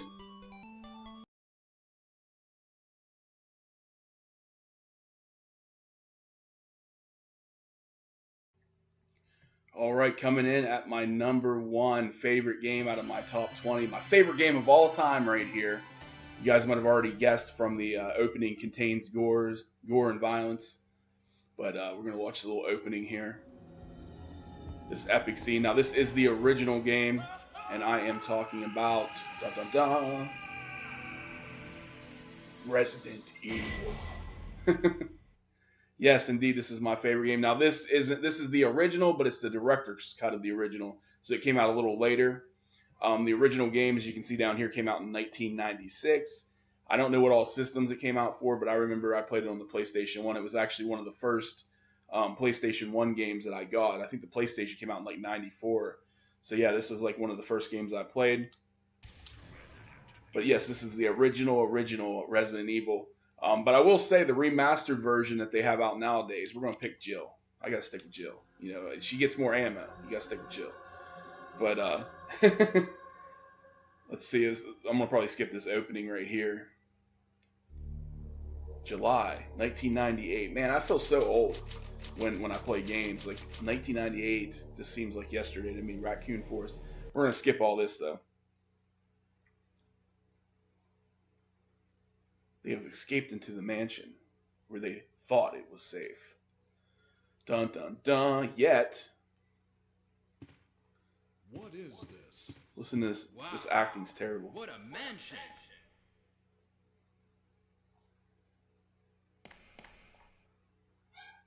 I like how the characters look kind of blocky. Where's Chris? Stop it! Don't open that door! But Chris is... What is it? Maybe it's Chris. Now, Jill, can you go? I'm going with you. Chris is our old partner, you know. Okay, let me handle this. Man, that acting just sounded terrible. And I like how they kind of look a Stay little alert. blocky. Fuck you, Wesker. Had to drop an F-bomb in here. It was all for Wesker, that asshole. If you know why that is, if you're a if you're a Resident Evil fan. But I don't know. Like I was saying before I interrupted, there is they did do a remake version of this for like the new system to PlayStation 5. I'm sure it's on the Xbox X as well. But the remastered version was beautiful, and they put like new acting in there and everything. The game just looks really good. I did end up getting it and playing through the first Resident Evil. I got the third game too because that's my next one. I'd go Resident Evil 3. I'm not a big fan of the second one, but it's all right. What is this? What is it? Blood. Blood. Jill, see if you can find any other clues. I'll be examining this. I like how Hope this he is sends her Chris's on blood. to find, like, there's blood. There's all this blood on the ground. He's like, well, let me stare at this blood, like he's a forensic scientist or something, and he's gonna be like, oh, you know, I know where this blood came from. Now go walk around in this big ass mansion where there's like dead bodies and gunshots going off. You know, I really just wanted to play to this epic scene coming up right here. It's, you know, well known for the game. It's like the scene that everybody remembers. It's just right around this corner, but I should probably equip my weapon as soon as I can figure out how to get to the menu here. So, okay, right around this corner. Dun dun dun. There it is. I remember seeing this for the first time when I played the game, man. This game was spooky back in the day. Nowadays, not as much, but this like look, this is zombie right here. Man.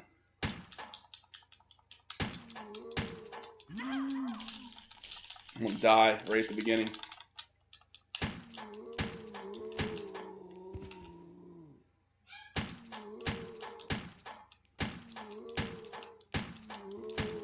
That bastard didn't want to die, did he? He's dead now. And then we get bullets, I think, right here. Poor Kenneth from the Stars Bravo team. Now he's become a mere shadow of his former self. And that zombie fucked me up. I'm already in caution on my health. But that's really the only scene I wanted to get to, and just wanted to clear this up, man. And yeah, this game is... I mean, it looks bad, because this is the original PlayStation 1 version. But this is also just, it's like the memories. And like I said, the new version's definitely better. There's no doubt about it. The graphics, the acting, everything. Those voiceovers are all, like, that's the first thing I noticed when I played the remastered or the remake. Barry? Barry. I think we get another zombie coming up here. What is it? Watch out! It's a monster! It's a monster! She says. He just blew its head right off. That's awesome. But yeah, guys, the bad acting on this one, but this has been my all-time favorites. It's a survival horror game, 1996. You gotta love Resident Evil. And what I was saying before, Resident Evil 3 is probably my next favorite. Like, I would almost put them side by side. But the thing that made this game great, ultimately also, is it was really hard, man. I felt like the puzzles were really hard to figure out, and I'm not the type of person that uses, like, cheats or looks up walkthroughs or anything. I would just play until I figured it out. So it made it really difficult. And this is the 90s. We're talking about 1996. I mean, they'd had probably walkthroughs and all that shit back then, but it was just really hard to figure out everything. But definitely the survival horror game, this has got to go down as the best one of all time. I don't know about the movies, how I feel about the movies that came out, but the game, the franchise, unfortunately, to me, isn't as good as it used to be. I felt like after Resident Evil 3, it fell off a little bit, and we're at what, like Resident Evil 8 or something now, 7, 8. And I've tried playing some of those. I've played and conquered, beat a few of the newer ones, and it just didn't have the same feel.